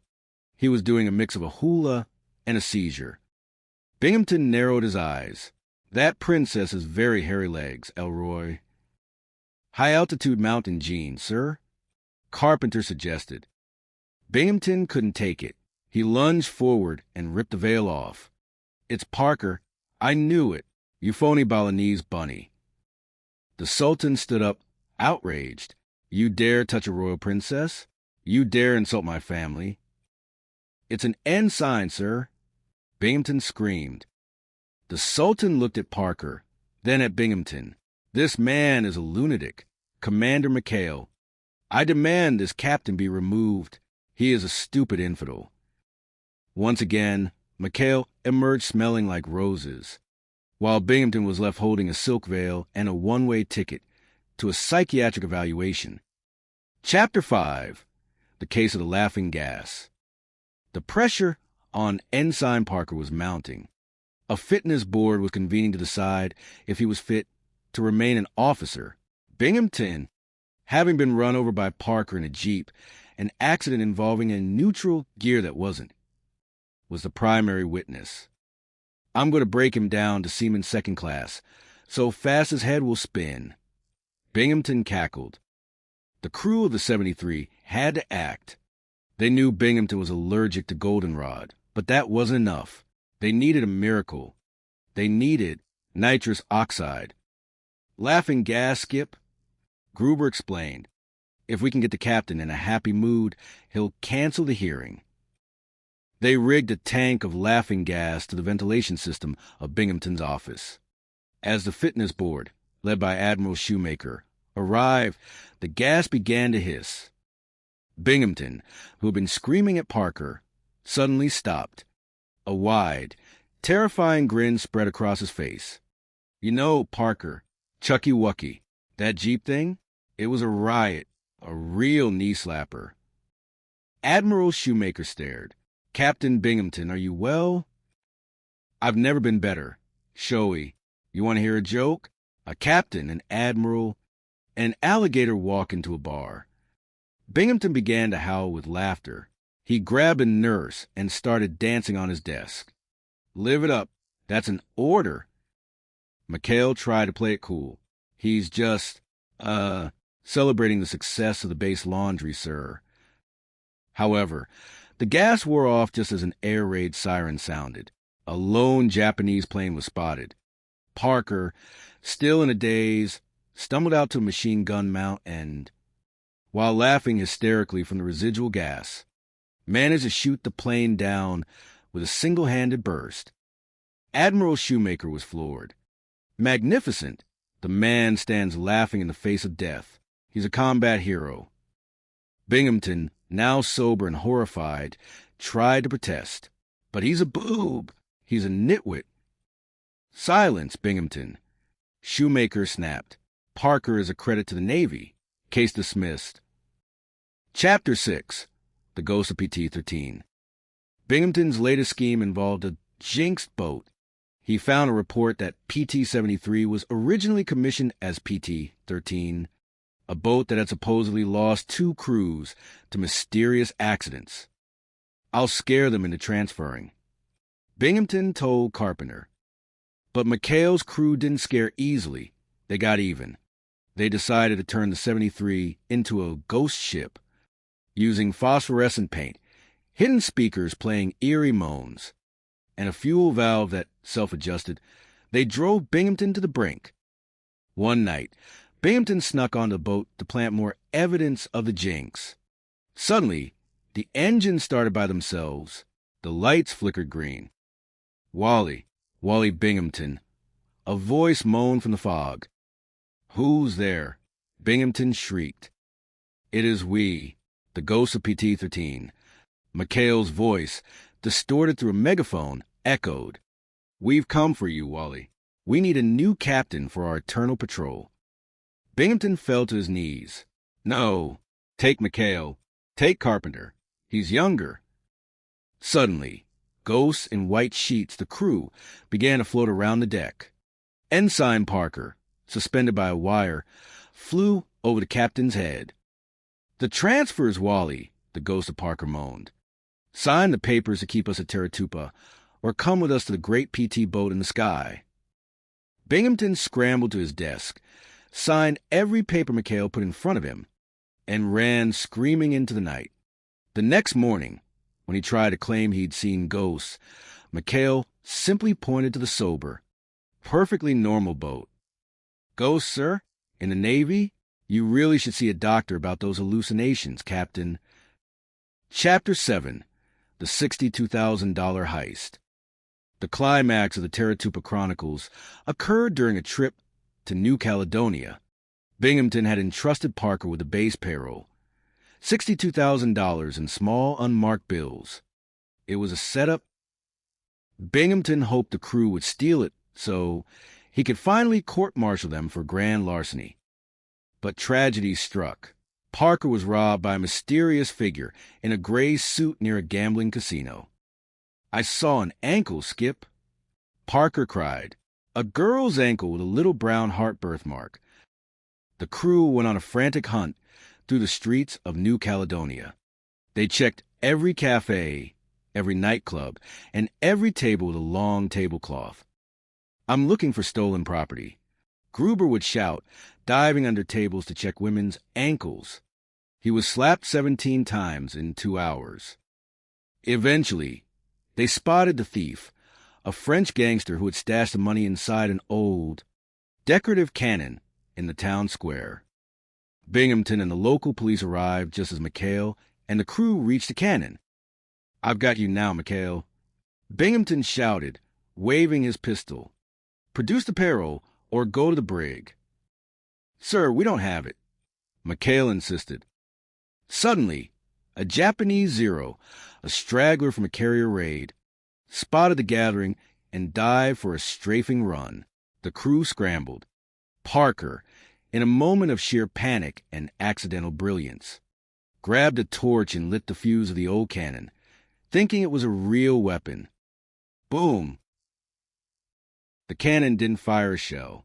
It fired the $62,000. A literal rain of money fell from the sky.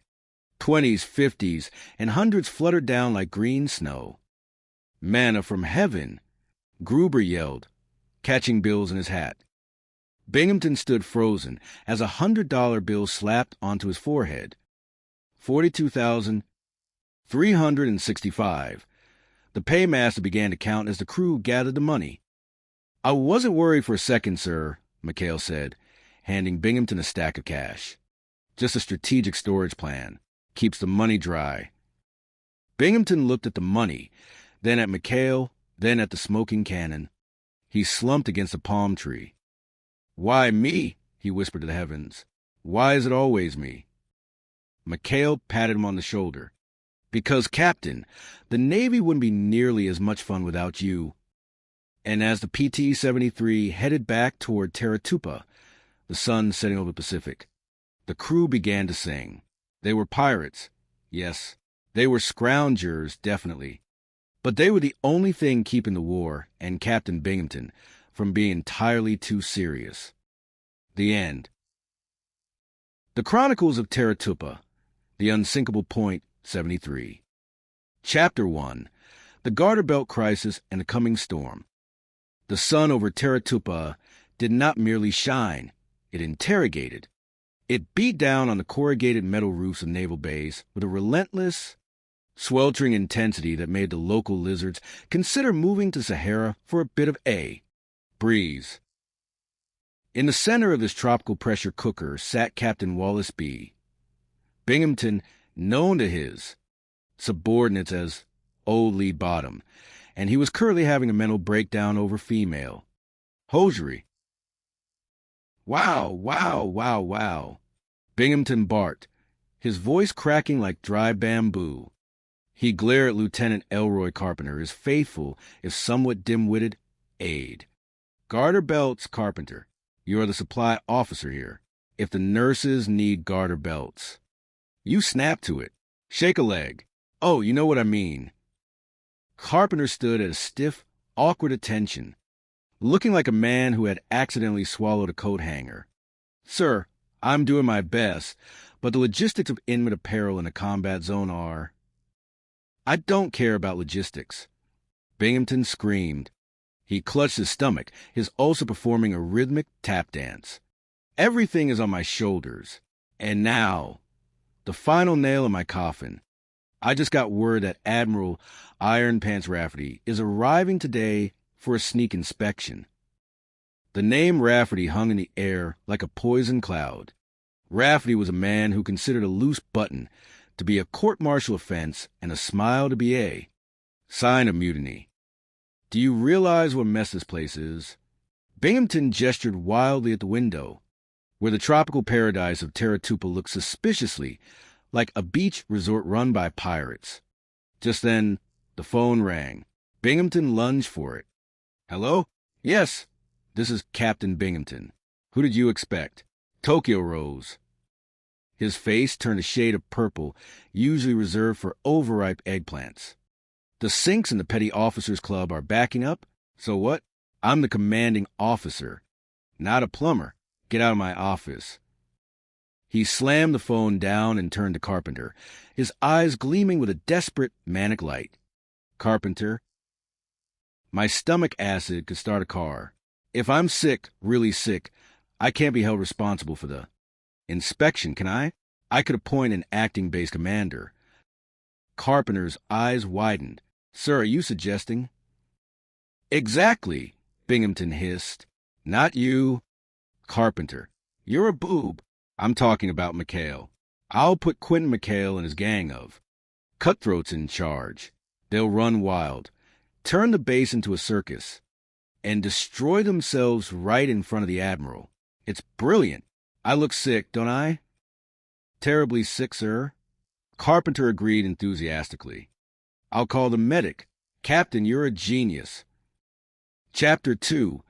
The Acting Commander and the Hula Trap. While Binghamton was busy practicing his deathbed moan, the crew of PT 73 was engaged in their usual primary duty, avoiding work. Lieutenant Commander Quentin McHale, a man whose relaxed attitude toward naval regulations was legendary, was summoned to the infirmary. Oh, McHale! Binghamton groaned from under a pile of blankets, looking about as convincing as a high schooler faking a fever to skip a math test. I'm in bad shape. The doctors don't know what it is. I have to appoint an acting base commander. McHale sighed, knowing a trap when he smelled one. Well, sir, I'm sure Lieutenant Carpenter here can. No. Binghamton snapped, then quickly returned to a feeble whisper. Carpenter is a boob. I'm appointing you, McHale, and Parker here will be your executive officer. Ensign Charles Parker, a man whose middle name was Accident Waiting to Happen, beamed. Acting executive officer. Oh, boy, Skipper, did you hear that? You won't regret this, Captain. Binghamton closed his eyes, hiding a wicked smirk. Go to my office. Take command. This minute. Out! Out! McHale and Parker walked into the administrative heart of Taratupa, and within 10 minutes, the base was in a state of productive anarchy. The phone lines were jammed with requests for garter belts, plumbing repairs, and a location of the nearest poker game. "Executive Officer Parker here." Parker shouted into the receiver. "What? The CBs are building the air raid shelter in the middle of the rifle range? Well, tell them to keep their heads down." Meanwhile, the crew of the 73, Goober, Tinker, Virgil, and the rest saw the change in management as a green light for the greatest wingding of the year. Within an hour, they had organized a full-scale luau, complete with hula girls, palm wine, and a grass skirt dance competition. "Is the skipper okay with this?" Goober asked, adjusting his lay. His exact words were "full speed ahead." Happy replied, interpret McHale's general, "keep things moving, order with creative liberty." But the festivities were cut short by the roar of an airplane engine. Admiral Iron Pants Rafferty had arrived. "Oh, no," Parker whimpered, watching the Admiral's Jeep roar toward the office. "The Admiral, and we got 40 hula girls in the air raid shelter and enough illegal booze, too. Float a destroyer." McHale, thinking fast, began barking orders like a man possessed. "Chuck, get those girls into the bomb shelter. Goober, hide the gin. Parker, look official." When Rafferty stepped out of the Jeep, he was met by McHale, who was standing at a rigid, vibrating attention. "Welcome to Taratupa, sir," McHale shouted. "Acting Base Commander McHale at your service." Rafferty narrowed his eyes. "Where is Binghamton?" "In the hospital, sir," McHale said solemnly. "Delirious. He's seeing things. Hallucinations. Hula girls, mostly." Just then, Binghamton appeared, having sprinted from his deathbed, in a seaman's uniform to catch McHale in the act. Admiral, don't listen to him. He's got women in the air raid shelter. He's turned the base into a brothel." Rafferty looked from the manic, sweating Binghamton to the calm, composed McHale. "Captain, you're in your underwear and a sailor's cap. Get back to bed. McHale, show me the base laundry." Binghamton screamed in frustration as McHale led the Admiral away, having successfully framed the captain for his own trap. Chapter 3, The Sultan and the Wowie Wow Wow. No sooner had the Rafferty inspection ended in a disaster for Binghamton than a new crisis arrived. Diplomacy. Admiral Rogers just called. Binghamton fumed, his eyebrows finally growing back after a previous accident. "We are to expect a visit from the Sultan of Mirani and his 3 daughters. They are fleeing a Japanese advance. We must make an impression. 100% order."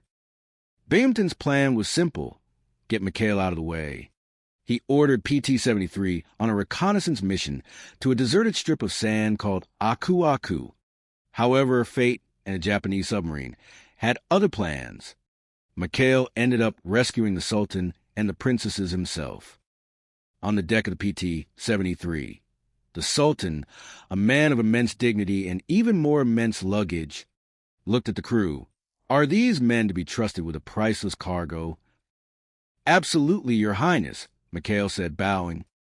"Wowie, wow, wow, wow," Tinker exclaimed, catching a glimpse of the princesses. The Sultan stiffened. "What is this wowie, wow, wow?" "Hey, ceremonial greetings, sir." MC lied quickly. "Like a chicken, it's an American naval tradition. It means long live the king." The Sultan seemed satisfied, but the peace didn't last. Once back at the base, Binghamton tried to host a formal dinner to steal the credit. The crew, however, had already made friends with the princesses.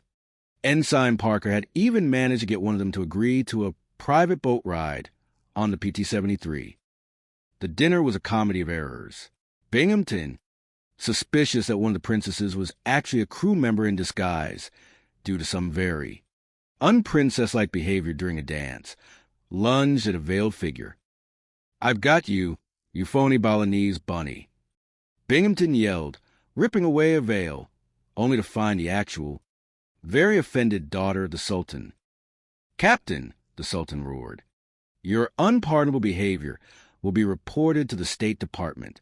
My daughters will not be. Insulted by a man who smells of gin and desperation." As the Sultan stormed off, Binghamton stood alone in the mess hall, holding a silk veil and wondering if the Pentagon took walk-in resignations. Chapter 4. The Laughing Gas and Deadeye Parker.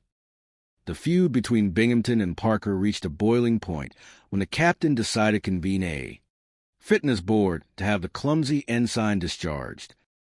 July 16th, he shot down a target plane during a drill. Binghamton read from a ledger.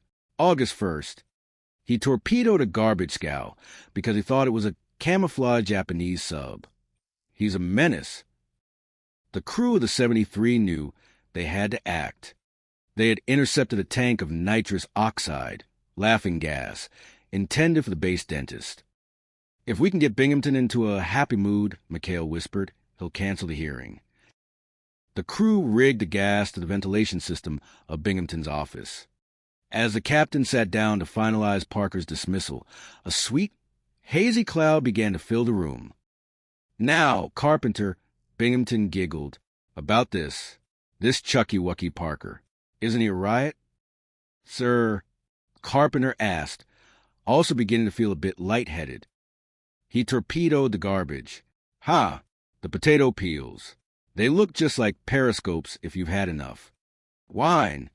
Binghamton was now howling with laughter, slapping his desk. He grabbed the phone. "Cancel the board. Parker is a genius. He's a dead eye." Just then, a real air raid began.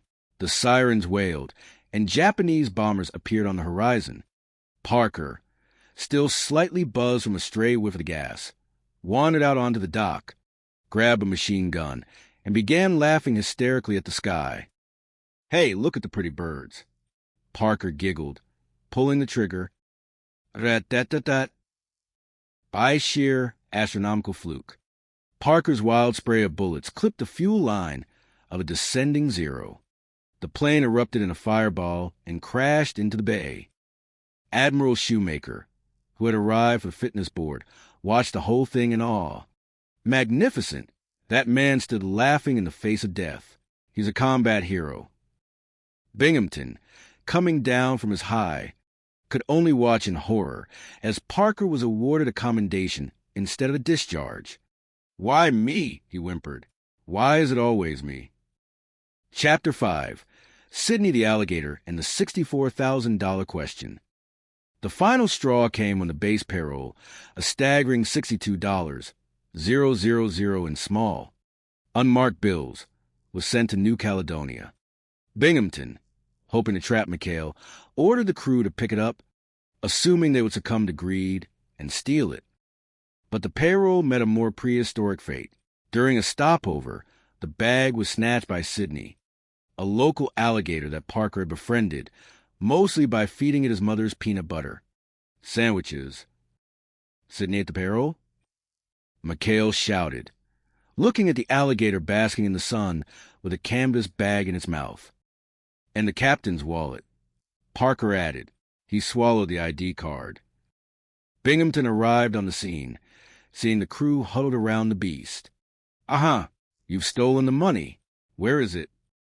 "The alligator has it, sir," McHale said calmly. "An alligator?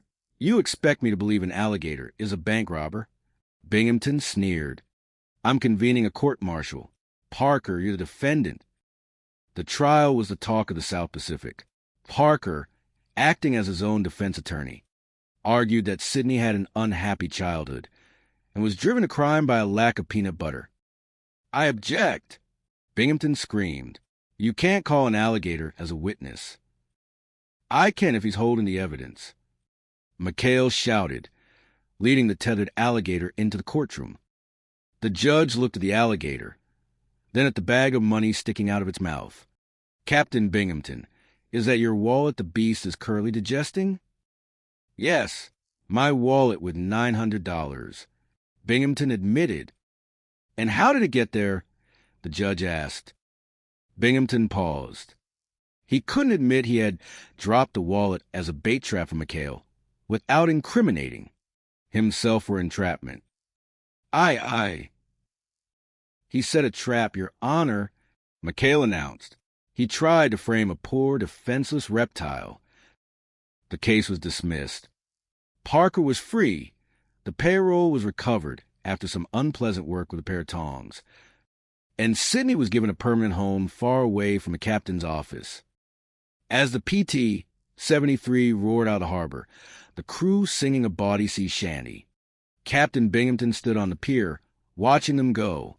He took a deep breath, looked at the tropical sunset, and felt a single, solitary tear roll down his cheek. Wow, he whispered. Wow. Beside him, a lizard scurried across his shoe. Binghamton didn't even kick it. He just sighed and went to look for his garter belts. The end.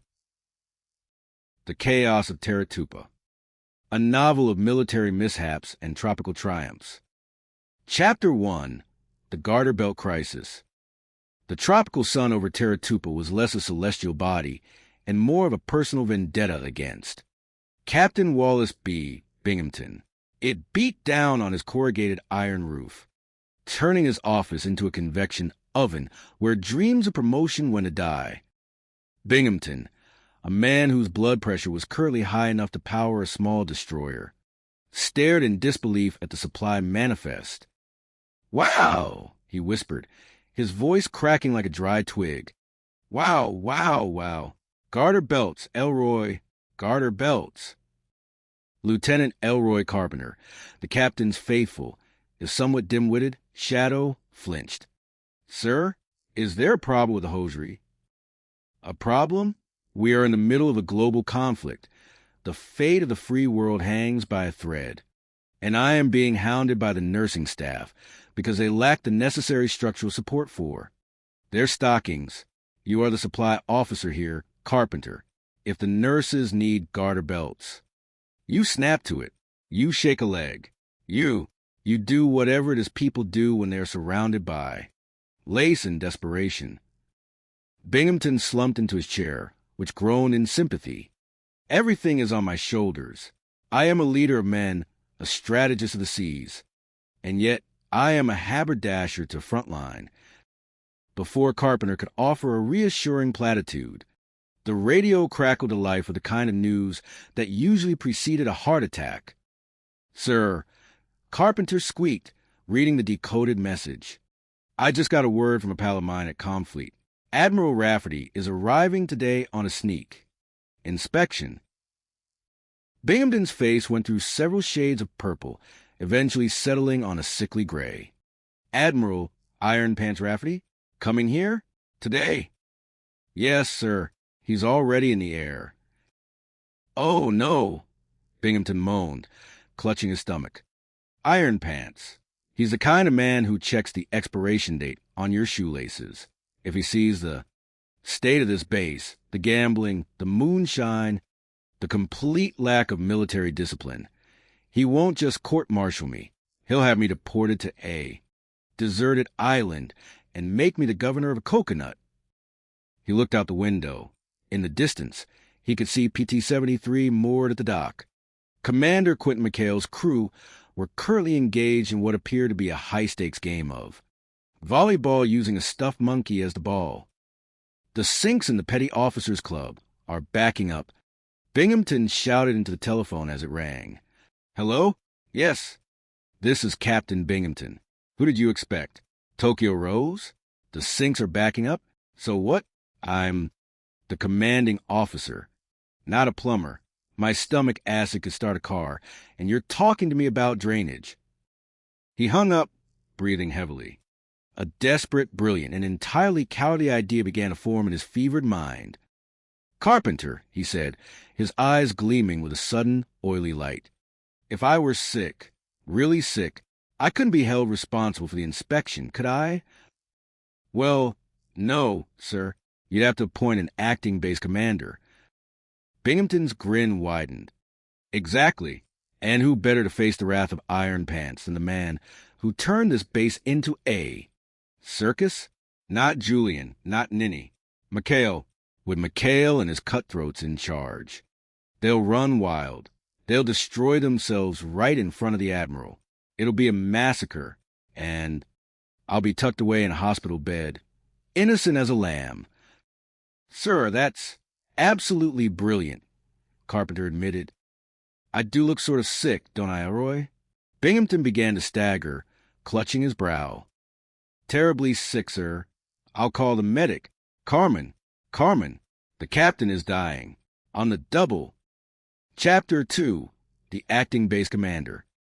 Commander Quentin McHale walked into the infirmary with the weary grace of a man who had seen everything and expected none of it to be good.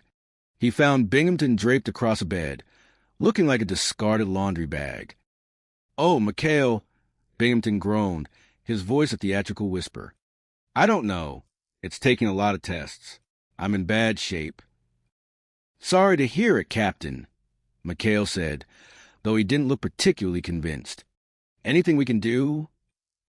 "Yes. Raise my head a little, will you?" Ensign Charles Parker, McHale's executive officer, and a man whose nervous system was perpetually tuned to panic, rushed forward. "I'll do it, sir. Let me help." Parker grabbed the bed crank with the enthusiasm of a maniac. "Krieg." Binghamton's head rose. "Krieg." It kept rising. "Put it down. Put it down." Binghamton shrieked. "You're folding me like a lawn chair." "Sorry, sir. I thought it was in neutral." Parker fumbled, causing the bed to drop with a bone-jarring thud. Binghamton wheezed. "McHale, the medics don't know how long I'll be in here. I have to appoint an acting base commander. I've decided. It's you." McHale blinked. "Me? Captain, you must be kidding. I'm a saltwater skipper. I'd be useless behind a desk." "Do I look like a man who is kidding?" Binghamton gestured to his pale face. "And I wouldn't dream of leaving you without help. I'm appointing Parker here as acting executive, officer of the base." Parker's eyes bugged out. "Oh, boy. Did you hear that, Skipper?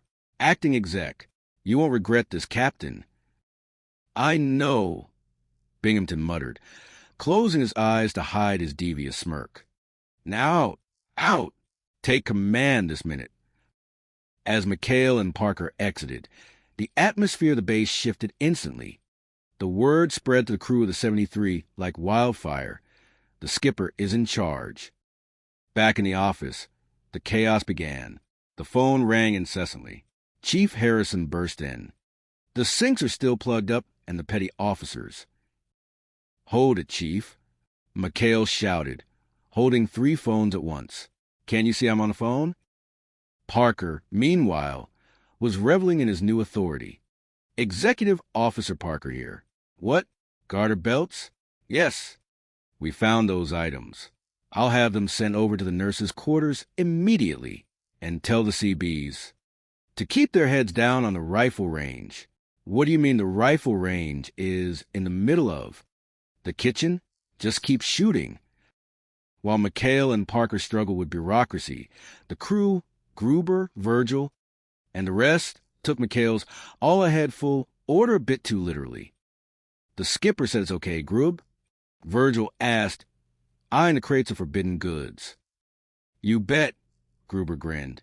His exact words were, "Tell the boys my orders are all ahead full." And if that isn't a base commander's way of saying, "Throw a party, I don't know what is." Within the hour, the base was transformed. Hula girls appeared from nowhere. Music blared. A full-scale luau was in progress right in the middle of the parade ground. Chapter 3, Iron Pants Arrives. Admiral Iron Pants, Rafferty's plane touched down with a roar that sounded like the judgment of God. Binghamton, watching from the infirmary window, rubbed his hands together. "Look at them, Elroy. They've turned Terra Tupa into a regular Roman orgy. Half-dressed girls, music, gambling. McHale is as good as dead." Down on the ground, McHale had just received the news. Iron Pants is here? Now! He's in a Jeep on his way over. Skip. Christy yelled. McHale looked at the hula girls, the roast pigs, and illegal gambling tables. Panic. No, wait, don't panic. Chuck, get these girls out of here. Put them in the air raid shelter. Move it. The crew scrambled. The girls were shoved into bunker just as the Admiral's Jeep screeched to a halt. Welcome to Taratupa, sir. McHale stood at stiff attention, his shirt only partially tucked in. Acting Base Commander McHale at your service. Admiral Rafferty, a man who looked like he'd been carved out of granite and then dipped in vinegar, stepped out. At ease. Where's Binghamton? In the hospital. Sir, terrible illness. Hallucinations. I see, Rafferty growled. I'll pay my respects, then we begin the inspection. In the infirmary, Binghamton was ready. He waited until Rafferty entered, then began his performance. Admiral, thank heaven you're here. You must go to the air raid shelter. Immediately. The disgrace. The hula girls. Hula girls. Rafferty turned to McHale. He's delirious, sir. McHale interjected. Poor captain. He thinks there are girls everywhere. Closets. Bunkers. The laundry. It's combat fatigue. Don't you try to weasel out of this. Binghamton screamed, jumping out of bed. I'll show you the evidence. Binghamton dragged the Admiral to the laundry shack. There, behind those boilers. He threw open the doors. Instead of hula girls, a group of confused sailors were mid-fire drill, holding buckets of soapy water. A fire drill, sir, Parker shouted, appearing from behind a steam vent. 100% successful. Rafferty turned his icy gaze to Binghamton, who was standing there in a seaman's uniform he had swiped from a locker. Binghamton, why are you running around in a seaman's uniform screaming about hula girls? But they were here. McHale hid them. Captain, Rafferty said, his voice dripping with disappointment. A nice long rest is what you need. Maybe a psychiatric evaluation. McHale, take him back to the hospital, and if he tries to escape, use a sedative. Yes, sir. McHale grinned. Happy to help, sir. Chapter 4. The Sultan and the Scoundrels. A week after the Rafferty incident, a new challenge arrived at Taratupa. The Admiral called again. A high-profile guest, the Sultan of Mirani, was arriving with his 3 daughters. Binghamton, now recovered, but even more desperate to prove McHale's incompetence, saw a new opportunity. The Sultan's daughters are Princesses Elroy, Binghamton plotted. McHale and his riffraff won't be able to help themselves. They'll debase the dignity of the royal family, and then I'll have him. When the Sultan arrived, he was a majestic figure in flowing robes. His daughters were equally stunning, veiled and silent. Greetings, Your Highness, McHale said, bowing low. We are here to serve you. The Sultan, however, was fascinated by PT-73. An interesting craft, Commander. If my country had a navy, I would want a fleet of these. May I handle the wheel? Be my guest, sir, McHale said. The Sultan took the wheel and proceeded to drive the PT boat with the reckless abandon of a teenager in a stolen car. Wowie, wow, wow, he shouted. Like a chicken, I am flying. Like a chicken? Binghamton whispered to Carpenter. Is that a Mirani custom? I think he's just having fun, sir. But the fun turned to chaos when the crew realized they had a romantic in their midst. Virgil had fallen for one of the princesses, Siri. Her name means happiness in Mirani. Virgil sighed. It means court-martial in Navy, McHale warned. Stay away from her, Virgil. But Virgil didn't listen. He swiped the PT boat for a moonlit cruise with Siri. When the engines conked out, a convenient excuse for more time alone, the base went into a frenzy. Binghamton, realizing one princess was missing, decided to force the issue at the official dinner. "One of these girls is an imposter," he shouted, pointing at the veiled dancers. "I'll show you." He lunged forward and snatched the veil off one of the dancers. It wasn't a princess. It was Ensign Parker in a wig and a silk robe. "Aha!" Binghamton yelled. "I knew it." The Sultan stood up, his face thunderous. "You have debased my honor. You have laid hands upon my—" "Wait! That is a man in a dress." "It's a ceremonial custom, sir," McHale shouted, thinking fast. "The dance of the bearded maiden. It's for good luck." The Sultan looked at Parker, who was currently trying to hide his mustache behind a silk fan. "A strange custom, but it shows great dedication to my entertainment. You are a brave man, little dancer." Binghamton fainted. Chapter 5. Laughing Gas and a Fitness Board. The final blow to Binghamton's sanity came when he decided to convene a fitness board to evaluate Ensign Parker's worthiness as an officer. "Parker is a goofball," Binghamton told McHale. "A boob, a total washout. When Admiral Shoemaker gets here, he'll break Parker down to seaman second class, so fast his head will spin." The crew knew they had to save Parker. They needed Binghamton in a good mood, a very good mood. "What about the laughing gas, Skip?" Goober suggested. "From the dental clinic? Nitrous oxide?" McHale considered it. "It might work. If Binghamton is high on the happy juice, he'll cancel the hearing."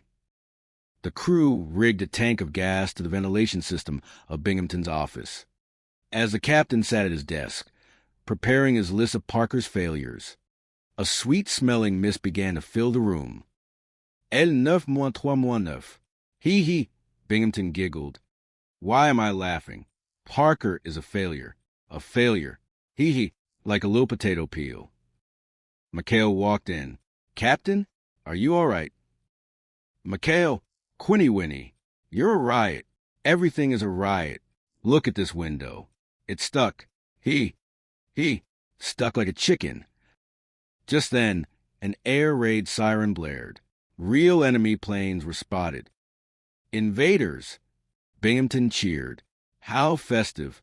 Let's go out and greet them." Binghamton staggered outside, giggling at the explosions.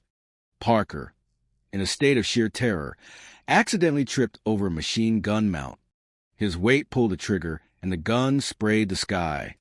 By some miracle, the bullets caught the engine of a low-flying Japanese bomber. The plane spiraled down and crashed into the lagoon.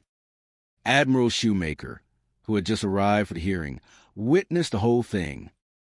"Magnificent!" Shoemaker exclaimed. "A brave lad, standing in the face of death, laughing as he defends the base. Parker, you are a credit to the Navy." "Magnificent!" Binghamton wheezed, the gas beginning to wear off. "He's a boob. He tripped." "Nonsense." "Binghamton, you're clearly suffering from combat fatigue. You're delirious. You're calling your officers, Chucky Wucky. I think we need to evaluate your fitness for command." Chapter 6. Sydney and the Payroll. The final act of the Terratupa saga involved a lost payroll and a very hungry alligator. Captain Binghamton had received $62,000 in cash to pay the base. Seeking to trap McHale, he lost his wallet near the crew's quarters, hoping one of them would steal it. However, he didn't count on Sydney. Sydney was a local alligator that the crew had adopted as a mascot, mostly because he liked Virgil's Mother's peanut butter sandwiches.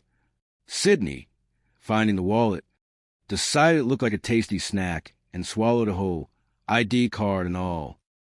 When Binghamton couldn't find the wallet, and McHale's crew claimed an alligator ate it, the captain was ecstatic.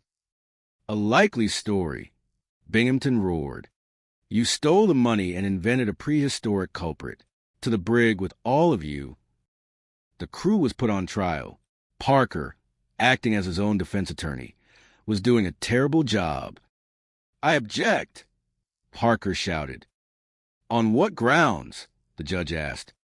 On the grounds that Sidney had an unhappy childhood, he didn't know the wallet was government property. The trial was a disaster until McHale burst in, leading a very reluctant Sidney on a leash. Behold, the witness of defense. McHale announced, "Get that monster out of here." Binghamton shrieked, "Not until he delivers the evidence, sir." McHale held a peanut butter sandwich over Sidney's head. The alligator opened his jaws wide. With a sudden gulp, he regurgitated a soggy leather wallet. The judge opened the wallet. Inside was Binghamton's ID and the $62,000 in marked bills. "Aha!" the judge said. "Marked bills? Captain Binghamton, why were you carrying marked bills in a wallet you claimed was stolen by your own men?" "It was a trap, a clever trap." "It was a frame-up," the judge corrected, "and a clumsy one at that. Case dismissed. And, Captain, I think you owe Sidney an apology." Epilogue, the Peace of the Pacific. As the sun set over the lagoon, McHale and his crew sat on the deck of the 73, sipping cold beer and watching the stars. "You know, Skip," Parker said, looking at his new commendation, "I think I'm finally getting the hang of this Navy life." McHale laughed. "Don't get too comfortable. Chuck, Binghamton's eyebrows are almost grown back. He'll be looking for a new way to get us by." Morning. In the distance, the sounds of a frustrated captain could be heard screaming at a broken typewriter. But for now, on the island of Taratupa, there was peace and garter belts. Lots and lots of garter belts. The end. The Pirates of Taratupa, The Misadventures of Point 73. Chapter 1, The Ulcer and the Garter Belts. The sun over Taratupa did not merely shine. It interrogated. It was a relentless, humid glare that turned the Pacific Theater of World War II into a giant, salt-crusted steam room. At the center of this tropical pressure cooker sat Captain Wallace B. Binghamton, a man whose blood pressure was currently high enough to power a small destroyer. Binghamton leaned over his mahogany desk, staring in disbelief at the man standing before him. Lieutenant Elroy Carpenter, his sycophantic but largely useless aide, was sweating through his uniform. "Wow," Binghamton muttered, his voice trembling. "Wow, wow, wow. Garter belts. Carpenter, you are the supply officer of this base. If the nurses need garter belts, you don't file a report. You snap to it. You shake a leg. You do whatever it takes to keep the hosiery of the United States Navy from falling down." "Sir, I'm trying," Carpenter squeaked. "But between the shortage of rubber and the fact that Commander McHale's men are using the supply requisitions to wallpaper their shack, it's difficult." The mention of McHale was like a spark in a powder magazine. Binghamton's left eye began to twitch, a classic symptom of what the base doctor called McHale-itis. "Everything is on my shoulders," Binghamton moaned, reaching for a bottle of white pills that sat on his desk like a trophy. "This whole war. And now, I get a message from a pal at Comfleet. Admiral Rafferty is arriving today for a sneak inspection." Carpenter gasped. "Iron Pants Rafferty? Coming here? But, sir, the base is a disaster. The sinks in the Petty Officers Club are backed up, and the men look like they've been living in a beach colony for 10 years. The phone on the desk rang with the fury of a siren. Binghamton snatched it up. "Hello. Yes, this is Captain Binghamton. Who did you expect to find?" "Tokyo Rose." He listened for a second, his face turning a shade of purple usually reserved for expensive wine. "The sinks are backing up? So what? I'm the commanding officer, not a plumber. Fix it yourself." He slammed the phone down and turned back to the pills. "My stomach acid could start a car." Carpenter. "I can't face Rafferty. Not with the 73 crew running wild." Suddenly, a light bulb of pure, desperate genius flickered in Binghamton's tormented mind. Wait a minute. If I were sick, truly sick, I could appoint an acting base commander. He would have to deal with the admiral's temper. He would be the one Rafferty screams at. Carpenter grinned. Sir, I am ready to accept the supreme test. Not you, you ninny, Binghamton barked. McHale, if I put McHale and his cutthroats in charge, they'll run this base into the ground, right in front of the Admiral. They'll destroy themselves. It's brilliant. Binghamton threw himself onto his office couch, clutching his stomach. I do look sick, don't I? Terribly sick. Oh, sir, Carpenter cried, playing along with Oscar-worthy intensity. You look like death warmed over. I'll call the medic. Carmen, hurry. The captain is dying. Chapter 2, The Acting Commander. Lieutenant Commander Quentin McHale entered the hospital wing with a look of genuine concern that slowly evaporated as he saw Binghamton draped over a bed like a wilted lily beside him. Ensign Charles Parker, a man whose primary military skill was apologizing for things he hadn't done, yet stood trembling. Oh, McHale, Binghamton groaned, his voice a frail whisper. It's bad. The tests. No answers yet. I'm in bad shape. Gee, Captain, I'm sorry, McHale said, though his eyes were darting toward the door. We'll give Lieutenant Carpenter all the help he needs while you're out. Carpenter? Binghamton sat up with surprising vigor before remembering he was supposed to be dying. No, he's a boob. I'm appointing you the acting base commander. McHale, and Parker here. He'll be the acting executive officer. Parker's eyes widened to the size of dinner plates. Me? Executive officer? Oh, boy. Skipper, did you hear that? You won't regret this, Captain. I know, Binghamton muttered, sinking back into the pillow. Now get out. Take command. That's an order. As soon as the door clicked shut, McHale and Parker walked into the main office. The transition was instantaneous. Within an hour, the rigid, if decaying, structure of the base had transformed into something resembling a floating circus. In the corner of the office, Harrison and Tinker were arguing over a pile of what looked like slingshots. What are those? McHale asked, rubbing his temples. The garter belts, Skip. Harrison beamed. The nurses were complaining. So we improvised. We found a stash of heavy-duty rubber from a downed Japanese weather balloon. The phone rang. Parker snatched it up. Executive Officer Parker here. What? The sinks? Chief, I'm on the phone. Go find a wrench or a straw. Also, did you know the CBs are building the new barracks in the middle of the rifle range? Tell them to. Keep their heads down. Imsaheda site. Parker, we're supposed to be preparing for inspection. Right, Skip? Full speed ahead. Parker shouted, accidentally knocking over a filing cabinet.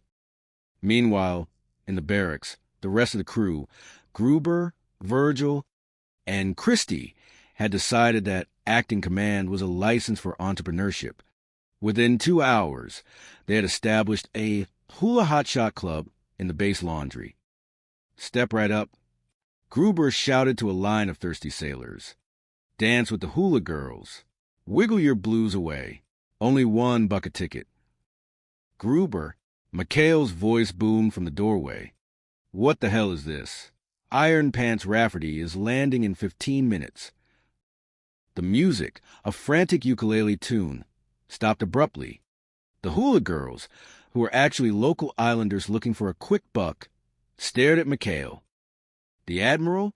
Goober turned pale. But Skip, you said all ahead full. I meant military operations, not a Roman orgy in the laundry room. McHale yelled, Get these girls out of here. Now! Where? Christie asked. The air raid shelter. Hide them there until the Admiral leaves. As the crew scrambled to shove grass-skirted dancers into the concrete bunker, a jeep screeched to a halt outside. A man with a jaw like a granite ledge and eyes like cold steel stepped out. Admiral Iron Pants Rafferty had arrived. Chapter 3. The Sultan and the Princesses. The inspection with Rafferty had been a miracle of luck and lies. Between Parker's ceremonial native garlands and McHale's quick thinking, the Admiral had left convinced that Binghamton was the one who had lost his mind. Binghamton, who had tried to expose the hula girls only to find an empty laundry room, ended up back in the hospital with a real ulcer this time. But Taratupa never stayed quiet for long. A week later, Binghamton was back in his office, looking at a cable from the Pentagon. A sultan? The Sultan of Mirani is coming here. And his 3 daughters, sir, Carpenter added helpfully. The Sultan is a key ally. The Japanese are threatening his island, and we're bringing him here for safety. Binghamton's eyes gleamed. This is it, Carpenter. A diplomatic event. If I handle this perfectly, I'll get my star. But I have to keep McHale away. I'm sending PT-73 on a recon mission to Aku Aku. It's a deserted strip of sand with nothing but seagulls. However, fate and the Japanese Navy had other plans. The Sultan's plane developed engine trouble and was forced to land near Samura, right where McHale and the 73 were patrolling. When McHale pulled the PT-73 alongside the downed plane, he was expecting a man in silk robes and 3 women who looked like they had stepped out of 1,001 Nights. I am Sultan Kareem, the man announced, stepping onto the oily deck of the PT boat. And these are my daughters. Are you the ones to protect us? Lieutenant Commander McHale at your service, Your Highness, McHale said, bowing. From the back of the boat, a voice rang out. Wowie, wow, wow. It was Harrison, staring at the princesses. The Sultan's face darkened. Who dares debase the dignity of the princesses? Oh, he didn't mean any harm, sir. Parker jumped in, sweating. In our country, wowie is, a ceremonial greeting, like a chicken. He began flapping his arms. Wowie, wow, wow. The Sultan blinked. Your customs are strange, but your boat is efficient. By the time they reached the base, the Sultan was so impressed with the ride that he insisted McHale and his crew attend the state. Dinner. This, of course, drove Binghamton to the brink of insanity. I will not have it. Binghamton screamed in his office. McHale and his riffraff at a royal dinner? They'll eat with their hands. They'll tell jokes about the Admiral. The dinner was a catastrophe in slow motion. The crew, restricted to base but desperate for a piece of the action, had sent Goober and Virgil to infiltrate the event.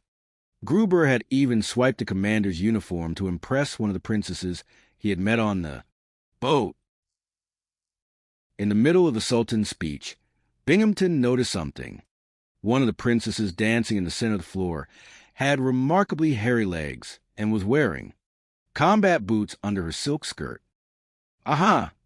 Binghamton shrieked, jumping onto the table. An imposter. You phony Balinese bunny. You're under arrest.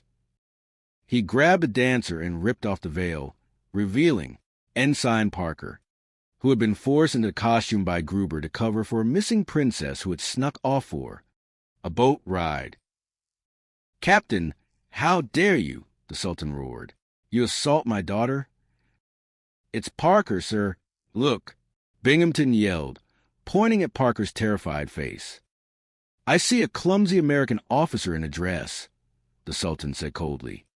But I also see a base commander who has lost his mind.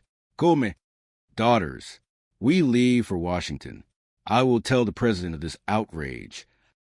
Binghamton stood on the table, clutching a silk veil as the Sultan stormed out. Why me? He whispered to the ceiling. Why is it always me? Chapter 4. The Curse of the Ghost Boat. Desperate to get rid of McHale once and for all, Binghamton decided to play on the one thing all sailors shared, superstition. I found the old records, Carpenter, Binghamton said, a wicked grin on his face. PT-73 wasn't always a 73. It was originally commissioned as PT-13. The Jinx boat, 2 crews. Lost, exploding engines. It's a floating Jonah. He made sure the secret file was accidentally left where the 73 crew would find it. Within hours, the dock was silent. The crew sat on the deck of their boat, staring at the hull. 13, Willie whispered, "We're living on borrowed time." "Nonsense," McHale said, though even he looked a bit uneasy. "It's a Binghamton trick." But that night, the haunting began. Binghamton and Carpenter had snuck onto the boat with wires, speakers, and a few cans of phosphorescent paint. Suddenly, the engines started by themselves. The guns began to swivel. A ghostly voice moaned through the vents. "Give back the payroll." The boat's possessed. Parker screamed, running down the dock in his pajamas. The crew was ready to sign transfer papers immediately. Binghamton sat in his shack, gloating. "I've got them, Carpenter. 7 requests for transfer. They're leaving Teratupa." But McHale wasn't a man who stayed fooled for long. He found a wire tucked under the gun turret. He found a speaker in the bilge. "Oh, so it's ghosts he wants, is it?" McHale grinned, a predatory glint in his eye. "All right, boys, let's show the captain a real haunting." The next night, Binghamton was celebrating in his quarters with a bottle of champagne. Suddenly, the lights flickered and died. A chilling wind blew through the room. "Carpenter, is that you?" 4 glowing figures appeared in the doorway. They were draped in white sheets, but they were wearing sailor hats. "Whaley by Hampton," the lead ghost moaned. It sounded suspiciously like McHale. "We have come from the deep to take you to the big PT boat in the sky." "Get away!" Binghamton shrieked, throwing his shoes at the apparitions. "I'm a superior officer. I order you to stop being dead." "Give us the transfers, Wally," the ghost of Parker whispered, hovering near the ceiling, thanks to a complex system of pulleys Goober had rigged, "or face the eternal inspection of the damned." Binghamton scrambled to his desk, grabbed the transfer papers, and shoved them into the lead ghost's hand. "Take them. Just go back to the grave." The ghost vanished. The lights came back on. Binghamton sat shivering on the floor. The next morning, McHale walked into the office and placed the torn-up transfer papers on the captain's desk. "Good morning, sir. We decided to stay. The boat seems much quieter today. Must have been the wind." Chapter 5. The $62,000 payroll heist. The final straw came when the base payroll, $62,000 in small, unmarked bills, needed to be picked up from New Caledonia. "I won't trust McHale with it," Binghamton told Carpenter. "But if I let them pick it up and the money disappears, they'll all go to the brig for life. It's a trap they can't resist." He ordered Parker to pick up the money. "Take the shortcut, Parker," Binghamton urged. "Go down Saloon Road, right past the gambling casino." Parker, being Parker, managed to get hit on the head by a falling coconut, or possibly a very heavy baguette, while walking through the streets of New Maya. When he woke up, the canvas bag was gone. "The money," Parker wailed, running back to the dock. "Skip, I lost a base payroll." "You what?" McHale turned white. "Parker, that's $62,000. Binghamton will have us all shot." "I saw a girl," Parker sobbed. "A girl in a green dress. No, blue. She had a birthmark. A little brown heart on her right ankle. I remember it because, well, I was on the ground." "A girl with a heart on her ankle," McHale muttered. "Ben, Goober, Virgil. We're going on a hunt. Every ankle in New Caledonia needs to be inspected." What followed was a chaotic chase through the cafes and marketplaces of the island. The crew of the 73 was seen under tables, lifting tablecloths, and apologizing to outraged French women. "Pardon, madam," Goober said, lifting a woman's skirt. "The U.S. Navy is looking for, stolen property. The serial number is on the leg." "Cochon," the woman yelled, hitting him with a loaf of bread. While the crew searched, Binghamton and Carpenter were already in town, working with the local police to arrest the thieves. "They've absconded," Binghamton told the French prefect, McHale and his pirates have taken the money and are probably halfway to Australia by now. Just then, McHale spotted a man who had actually taken the bag, a local crook in a gray suit who had used the girl as a distraction. The man was heading for an old, abandoned fort on the edge of town. There he is, McHale shouted. Get him. The chase ended at an ancient, rusty cannon overlooking the harbor. The crook, trapped, shoved the canvas bag into the mouth of the cannon to hide it. Halt! Binghamton's voice rang out. He appeared with a squad of MPs. McHale, you're under arrest for grand larceny. Captain, wait! McHale yelled. The money is in the cannon. Likely story. Binghamton sneered. MPs, take them away. But Ensign Parker, in a fit of clumsy heroism, tripped over a loose stone and fell against a torch. The torch hit the fuse of the old cannon. Boom! The cannon roared. It wasn't loaded with a ball, but it was loaded with $62,000. A green cloud of cash exploded into the air, raining down over the harbor like a victory parade. My money! Binghamton screamed, running around and trying to catch the bills in his hat. Look, it's raining 20s.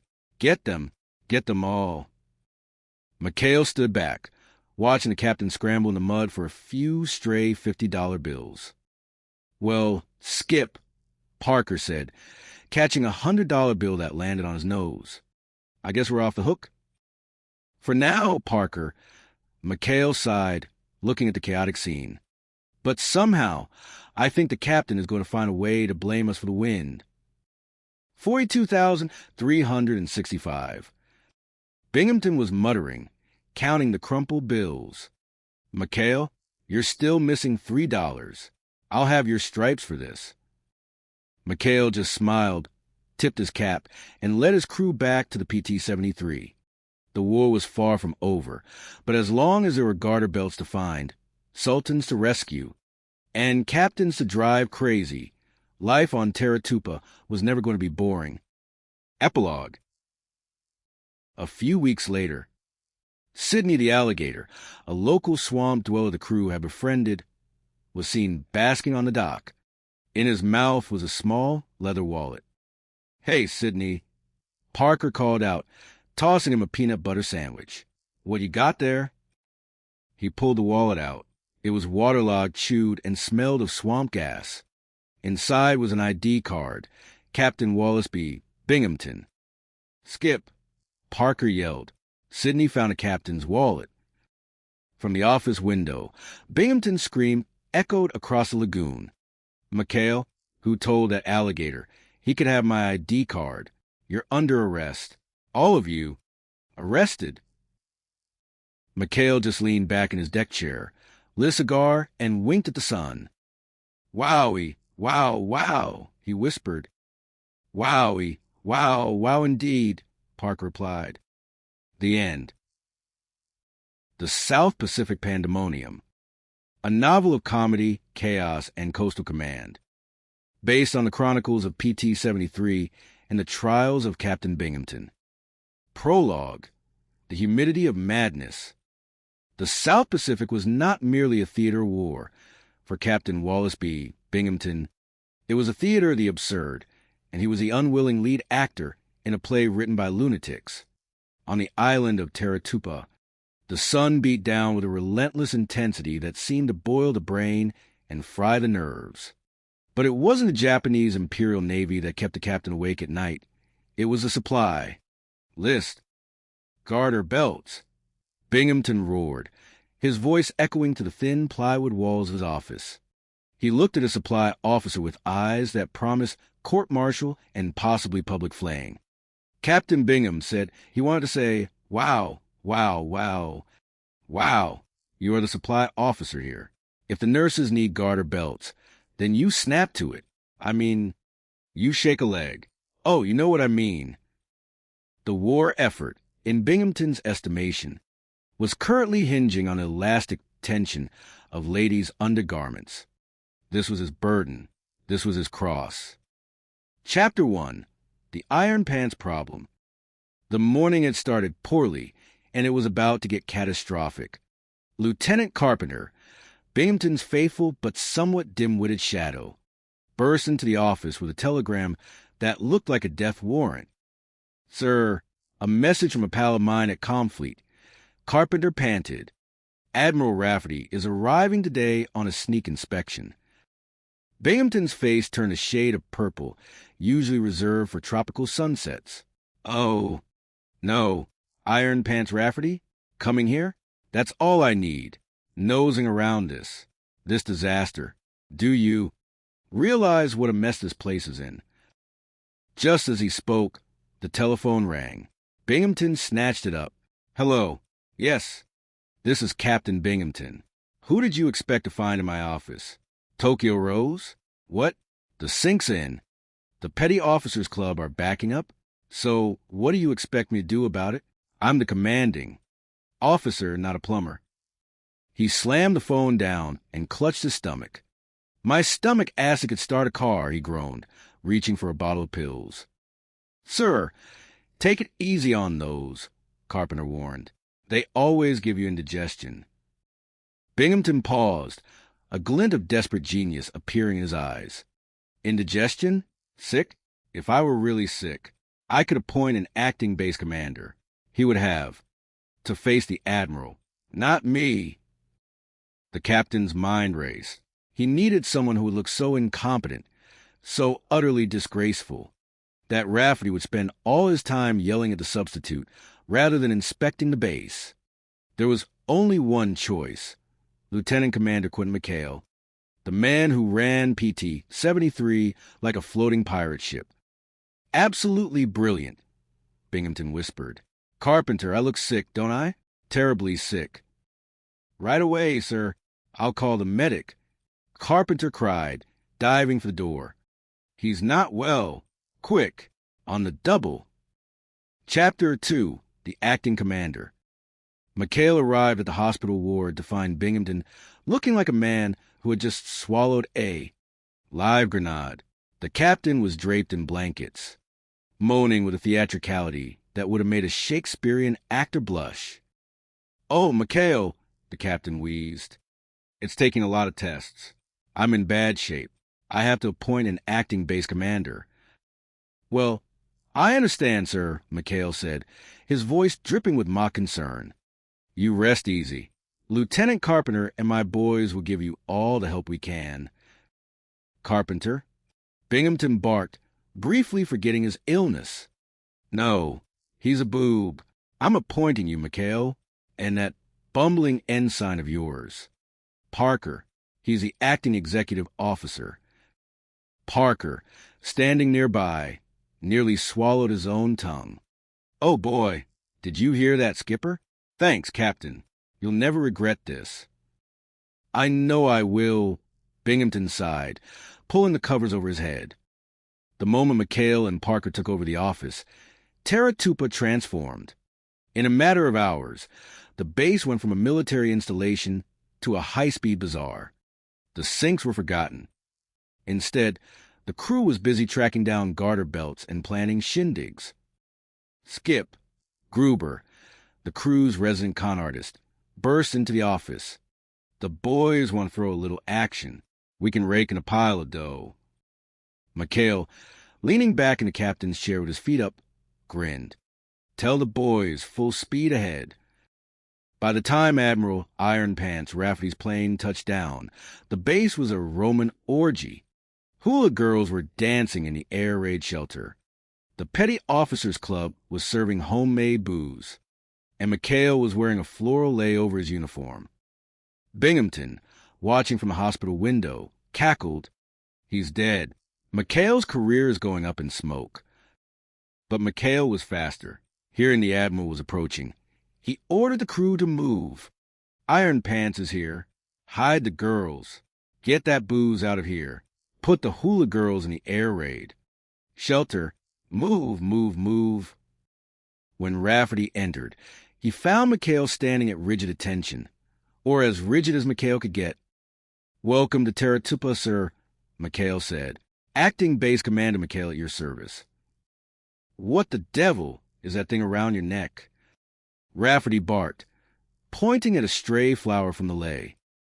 Oh, an old native custom, sir, Parker chimed in, sweat pouring down his face. Very traditional. Binghamton, desperate to expose the truth, burst out of the hospital in his pajamas. Admiral, you got to see the air raid shelter. There are hula girls in there.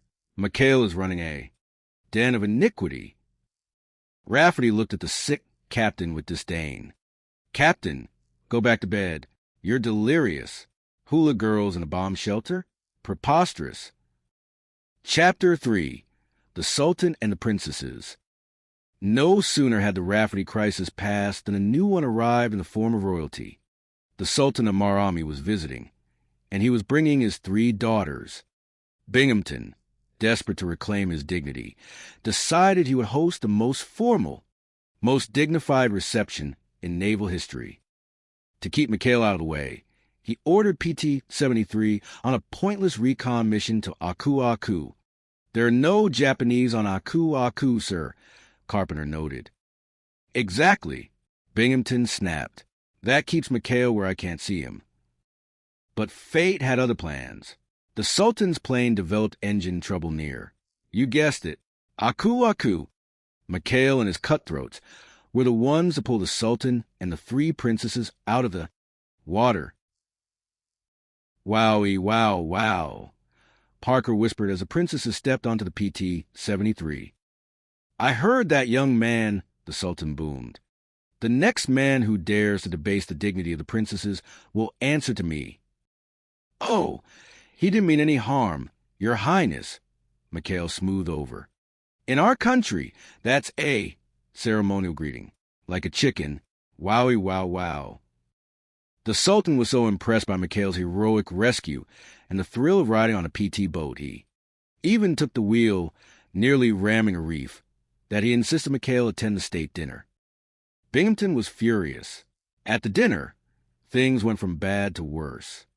One of the princesses, Princess Siri, had snuck off with the crew to see the sights. To cover for her, McHale had to convince one of his sailors to dress up as a princess in a veil. Binghamton, suspicious as always, began tugging at veils. I know one of these girls is an imposter, he screamed. He grabbed the veil of the sailor princess. You phony Balinese bunny, you're under arrest. The Sultan stood up, his face thunderous. Captain, your unpardonable behavior will be reported to Washington. You have insulted my family. Why me? Binghamton sobbed as the Sultan stormed out. Why is it always me? Chapter 4. The Laughing Gas Hero. The stress finally manifested in a physical ailment, a wisdom tooth that needed pulling. McHale went to the base dentist and returned floating on a cloud of nitrous oxide. Happy? Are you kidding? I'm in agony. McHale laughed hysterically, clutching his jaw. The doctor, laughing gas. It's a riot. While McHale was in a giggle-induced stupor, Binghamton was busy trying to railroad Ensign Parker. Parker had accidentally torpedoed a garbage scow, thinking it was a camouflaged Japanese submarine. Binghamton had called for a fitness board to strip Parker of his commission. He's finished. Done. Kaput. Binghamton cackled. The crew, led by McHale, who was now coming down from the gas, hatched a plan. They stole a tank of the dentist's laughing gas and rigged it to Binghamton's office window. Just a little blast of the happy juice, McHale whispered. He'll be so hysterical he'll promote Parker to Admiral. The gas hit Binghamton just as the fitness board, led by Admiral Shoemaker, arrived. Binghamton began dancing on the table, calling Parker Chucky Wucky and the Admiral Showy Wowy. Live it up, Showy. Binghamton giggled, throwing a lei around the Admiral's neck. Everything is a joke, even the war. Suddenly, a real air raid siren blared. Japanese planes were diving on the harbor. Parker, in a panic, ran out into the open, tripped over a machine gun mount, and accidentally fired a burst that clipped the wing of a Zero, sending it spiraling into the lagoon. Admiral Shoemaker was awestruck. Look at that lad. standing in the face of death, laughing, magnificent, truly a combat officer. Binghamton, still giggling, pointed at the sky. The flies, the spies are flies. The fitness board was canceled. Parker was a hero, and Binghamton was sent to the hospital for combat fatigue. Chapter 5, Sidney the Alligator. Tensions on the base reached a boiling point when a wallet containing $900 of Lieutenant Carpenter's back pay went missing. Binghamton was convinced the crew of PT-73 had liberated it. "I've got you this time, McHale," Binghamton shouted. "I marked the bills." But the thief wasn't a sailor. It was Sidney, a friendly alligator the crew had adopted as a mascot. Sidney had a penchant for peanut butter sandwiches and apparently leather wallets. He had snatched the wallet out of Binghamton's hand while the captain was trying to set a trap. The trial was held in a makeshift courtroom. Parker acted as his own defense attorney. "I object," Parker cried. "The captain is calling my client stupid." "Your client?" Binghamton roared. "The alligator?" "Sidney has feelings, sir. He had an unhappy childhood." Just then, McHale and the crew burst into the courtroom with Sidney on a leash. The alligator was still holding the wallet in his mouth. "Exhibit A," McHale announced. "Open up, Sidney," Parker coaxed. "Give the nice man his money." Sidney snapped his jaws shut and refused to budge. The courtroom descended into a wrestling match between the captain and the alligator. In the struggle, the marked bills flew everywhere. "Sir," Carpenter cried, "you're trying to frame McHale with my money. I drop all charges."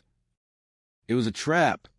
Rafferty, who happened to be presiding, shouted, "Binghamton, you're a disgrace. And someone get that alligator out of here before he eats the court record."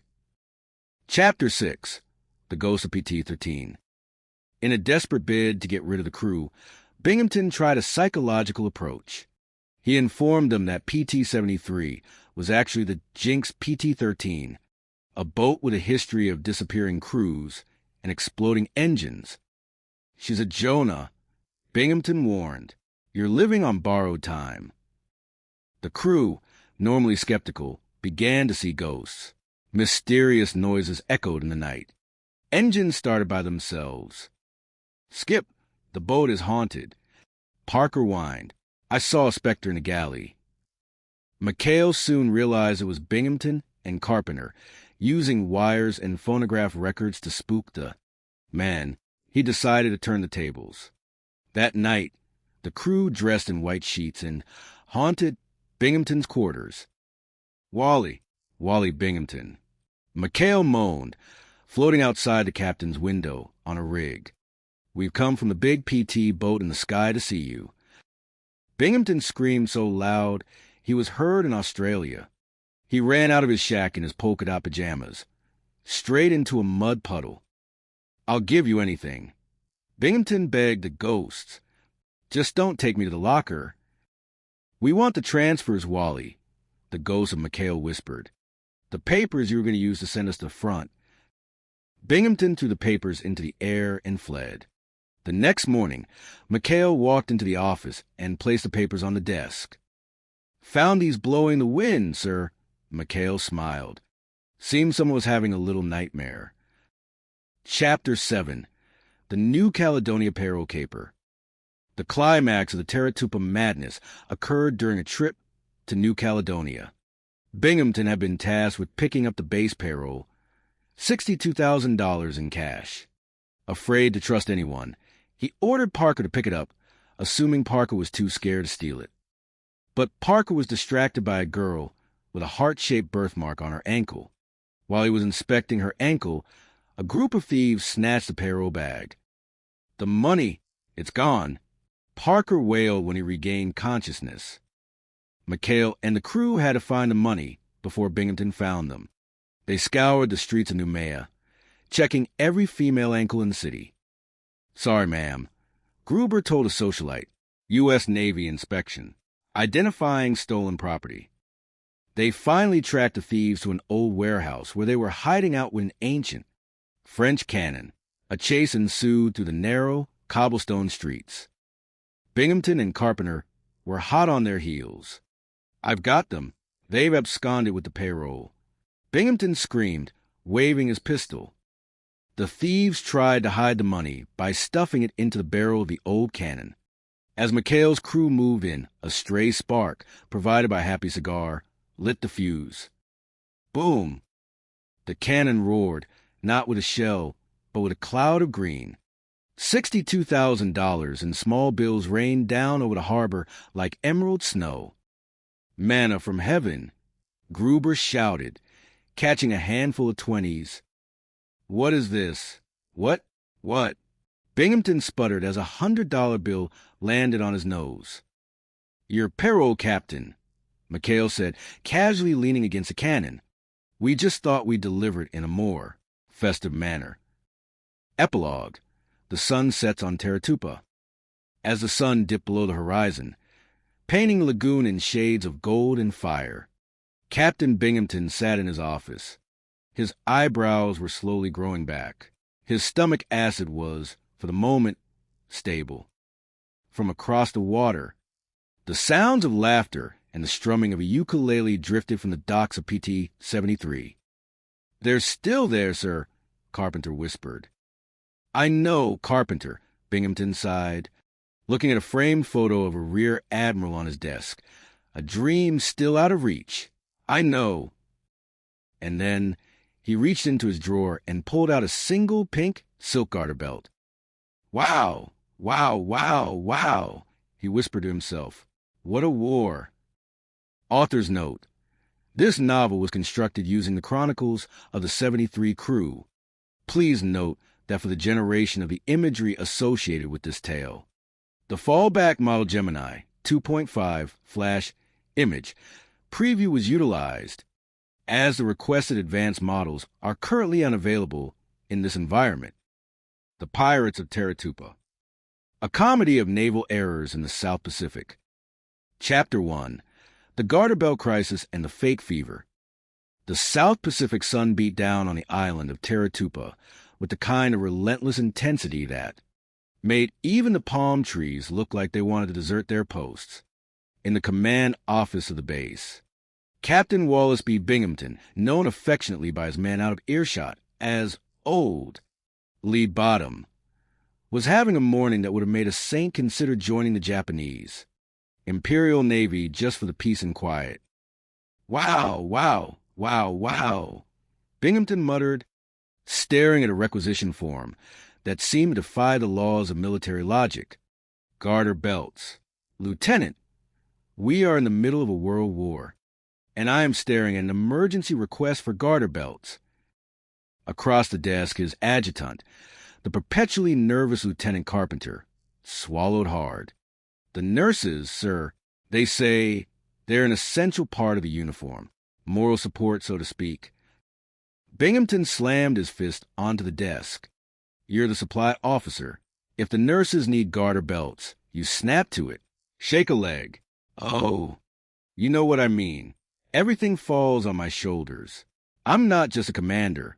I'm a tailor, a plumber, and apparently a fashion consultant for the ladies of the auxiliary." Just then, the phone rang with a shrill, accusing tone. Binghamton snatched it up. "Yes, this is Captain Binghamton. Who did you expect? Tokyo Rose? The Sinks and the petty officers club are backing up? So what do you expect me to do about it? I'm the commanding officer, not a plumber. Call a monkey with a wrench." He slammed the phone down and popped a handful of stomach acid pills like they were candy. His stomach felt like it was fermenting a batch of bad moonshine. "Sir," Carpenter whispered, "I just got a message from a pal at Comfleet.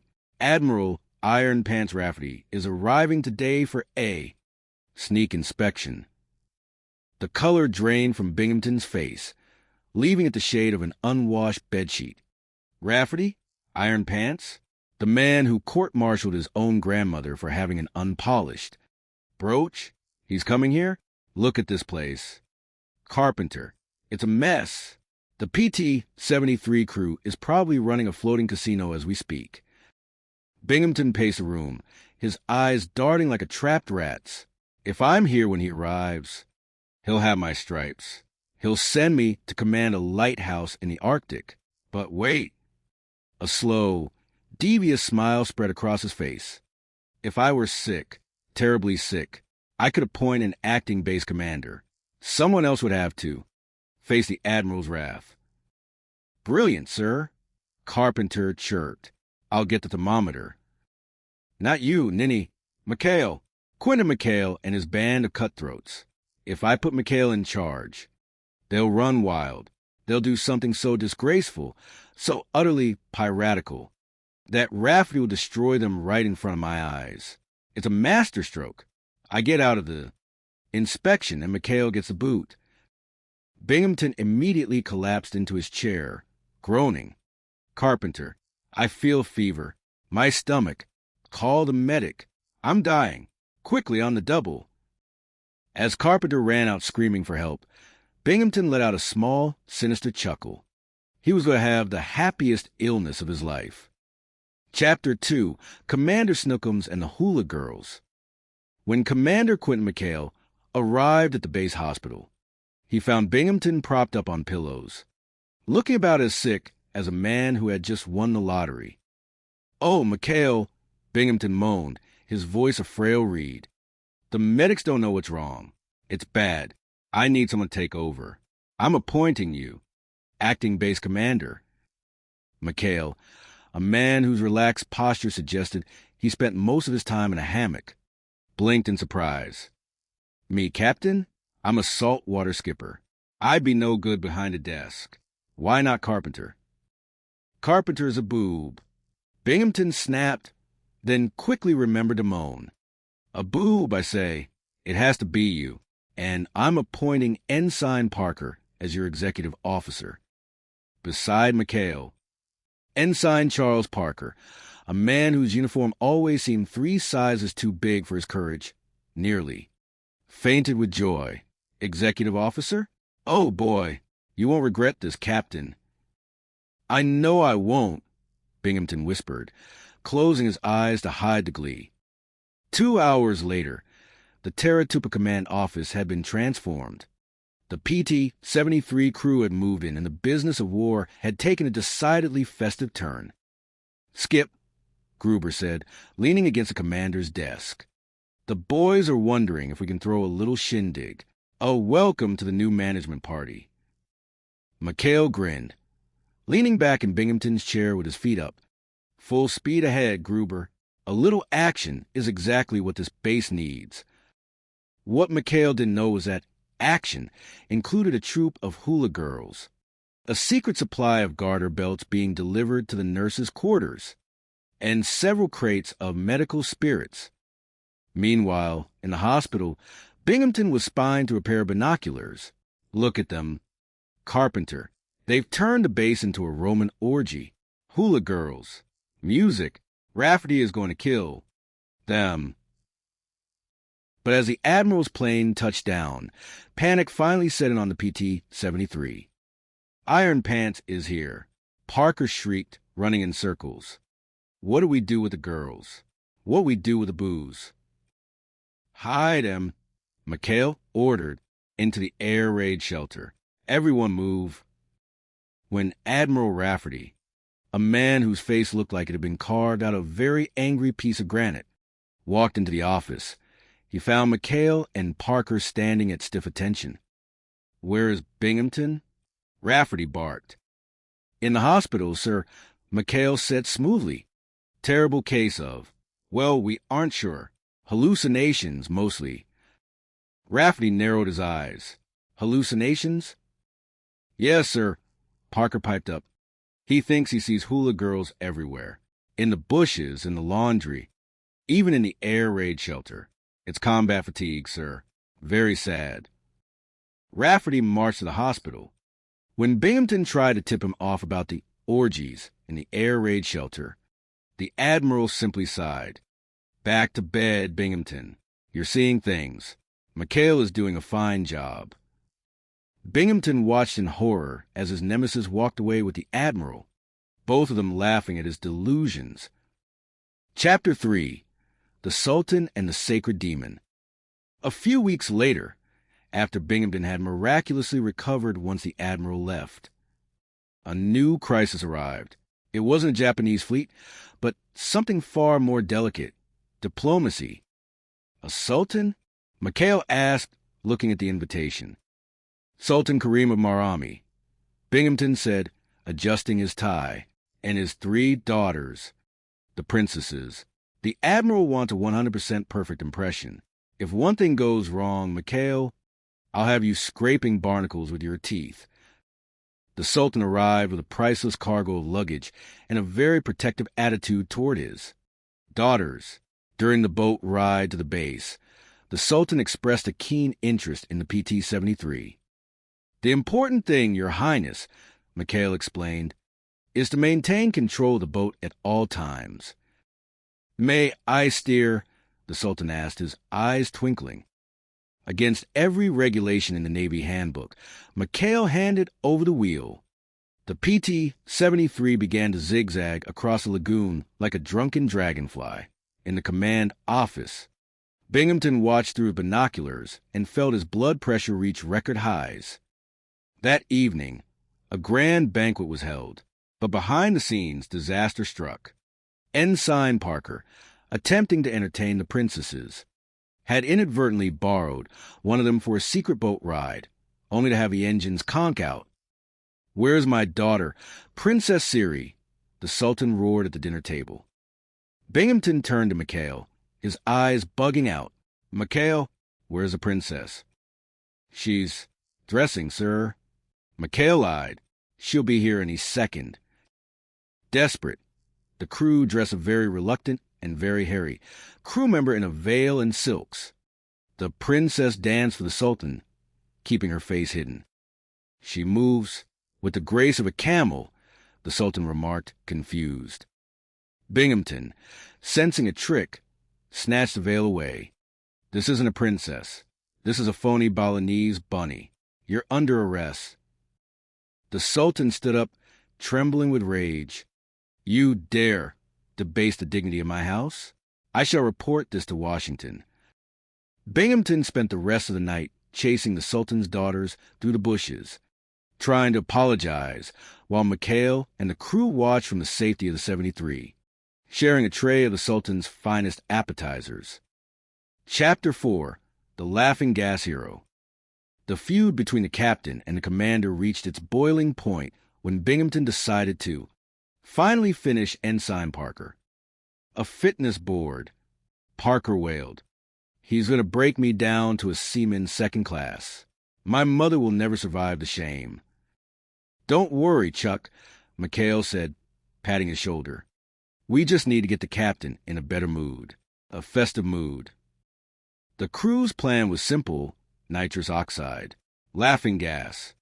They borrowed a tank from the dental clinic and rigged it to the ventilation system of Binghamton's office. "Just a little whiff," Goober explained, "and old Lee Bottom will be singing like canary." But as the gas began to leak into the office, an air raid siren wailed. A Japanese bomber was spotted heading toward the base. Inside the office, Binghamton was already feeling the effects. "Huh? Carpenter, look at that plane. It looks like a big, fat mosquito. Ha ha ha." "Sir, we have to take cover," Carpenter shouted, also giggling uncontrollably. "Cover? I want to fly. We." Outside, the crew was horrified. The bomber was closing in, and the captain was dancing on his desk. In a moment of sheer drug-induced bravado, Parker grabbed a machine gun. "I'll save you, Chucky Wucky," Parker shouted, his own brain clouded by the drifting gas. He fired wildly into the sky, eyes closed, laughing hysterically. By some miracle of physics and sheer luck, a stray bullet hit the bomber's fuel line. The plane exploded in a spectacular fireball. When Admiral Shoemaker arrived for the fitness board hearing, he found Parker standing over the wreckage, still giggling. "Magnificent," Shoemaker declared, laughing in the face of death. "A true combat officer. Binghamton, how could you say this man is unfit?" Binghamton, still coming down from the gas, could only point a shaking finger. He's a potato peel. Ha ha ha. The fitness board was canceled. Parker was promoted briefly, and Binghamton was sent to the hospital for observation. Chapter 5. Sidney and the $62,000 Mystery. The final and most daring adventure began with a trip to New Caledonia, Numia. The mission: pick up the base payroll. $62,000 in cold, hard cash. "I'm entrusting this to you, Parker," Binghamton said, though his eyes suggested he'd rather entrust it to a hungry shark. "Take the shortcut, past the racetrack, and do not, I repeat, do not lose it." Parker, being Parker, managed to get mugged by a local gang of pickpockets within 10 minutes of landing. "It's gone, Skip," Parker cried, nursing a bump on his head. "The money, the bag, everything." "Did you see anything?" Mikhail asked. "Any clues?" "A girl's ankle," Parker sobbed. "She had a little brown heart birthmark on her right ankle."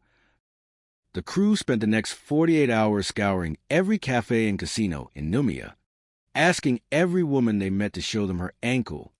It was an exhaustive and occasionally violent investigation. Meanwhile, back on Teratupa, a new player had entered the scene. Sidney, a 300-pound alligator that the crew had adopted as a mascot. Binghamton, convinced the crew had stolen the money themselves, decided to set a trap. He marked several $100 bills and accidentally dropped his wallet near the cruise shack. Wham! Binghamton gloated to Carpenter. "When they find the wallet and spend the money, I'll have them for grand larceny." But Sidney, the alligator, found the wallet first. And Sidney, being a creature of simple taste, decided the wallet looked delicious. The next morning, Binghamton stormed into the crew's quarters. "Where is it? Where is my wallet? I know you thieves have it." "The alligator ate it, sir," Mikhail said calmly. "An alligator? You expect me to believe an alligator ate my ID card and $900. Just then, Sidney let out a loud burp, and Binghamton's leather ID case slid across the floor. "Aha!" Binghamton screamed. "Arrest the alligator. Arrest Mikhail. Arrest everyone." Chapter 6. The Great Cannon Caper. The chaos culminated in Numia, where the crew had tracked the real thieves, the ones who had stolen the payroll, to an old warehouse. Binghamton and Carpenter had followed them, convinced they were witnessing the crew burying the stolen loot.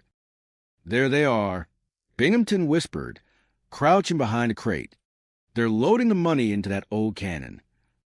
The crew was indeed loading a bag into a decorative 19th century cannon, but they weren't hiding it. They were trying to use it as a makeshift weapon against the thieves who were closing in. "Light the fuse, Chuck," Mikhail yelled. "But Skip, it's a relic. It doesn't work." "Just do it." Parker lit the fuse. The cannon didn't fire a ball. Instead, it let out a pathetic and exploded backward. However, the force of the blast ripped open the bag inside, showering the area in a green blizzard of $20 and $50 bills. "Manna from heaven," Goober shouted, catching bills in his hat. Binghamton jumped out from his hiding spot, trying to grab the floating cash. "Mine. It's mine. 42,365. 42,366. In confusion, the real thieves were knocked unconscious by the falling debris, and the crew managed to recover every cent of the payroll. Back on the PT-73, as they sailed back to Teratupa, the crew celebrated with a tray of peanut butter sandwiches, Sidney's favorite. "Well, Skip," Parker said, looking at the sunset, "we saved the payroll, we saved my career, and we even saved the captain's wallet." Mikhail looked back at the base, where Binghamton was undoubtedly already planning his next scheme to get them court-martialed. "Yeah, Chuck," Mikhail smiled, lighting a cigar. "It's a tough war, but as long as we've got each other, a fast boat, and a friendly alligator, I think we'll be just fine." and in the distance, the faint sound of Captain Binghamton screaming MCALE drifted across the water, a familiar melody in the symphony of the South Pacific. The end. The Pirates of Taratupa, a novel of comedy and naval chaos. Chapter 1, The Garter Belt Crisis. The island of Taratupa was, by all geographical accounts, a tropical paradise. It featured white sand beaches, swaying palm trees, and a sunset that could make a poet weep.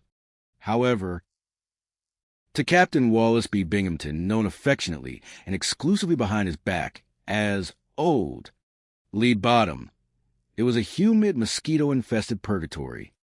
Binghamton sat at his desk, his face a shade of crimson that rivaled a ripe tomato. Before him stood Lieutenant Elroy Carpenter, a man whose primary function in the Navy seemed to be acting as a human echo for the captain's frustrations. Wow, wow, wow, wow, Binghamton muttered, his voice trembling with a mix of disbelief and impending madness. Garter belts, Carpenter. You are the supply officer here.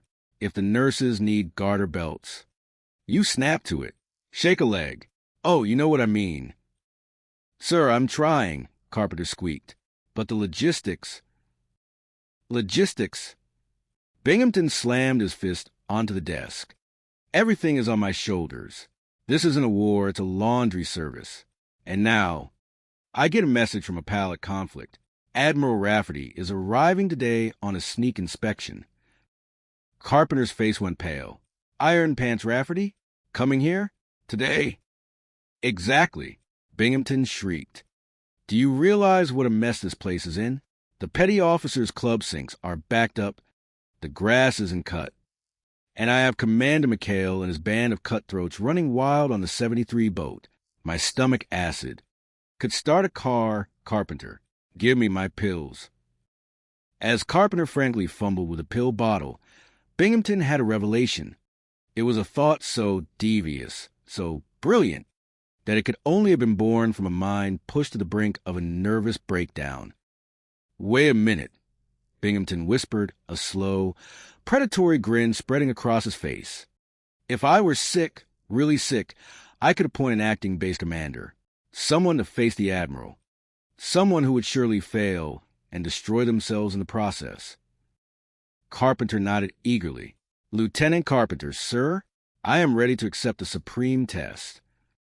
Binghamton looked at him with pure disdain. Not you, you ninny. McHale. If I put McHale in charge, he and his pirates will run wild. They'll turn this base into a circus right in front of Iron Pants. Rafferty will court-martial a lot of them, and I'll be rid of that thorn in my side forever. Chapter 2, The Happiest Illness. The illness was swift and dramatic.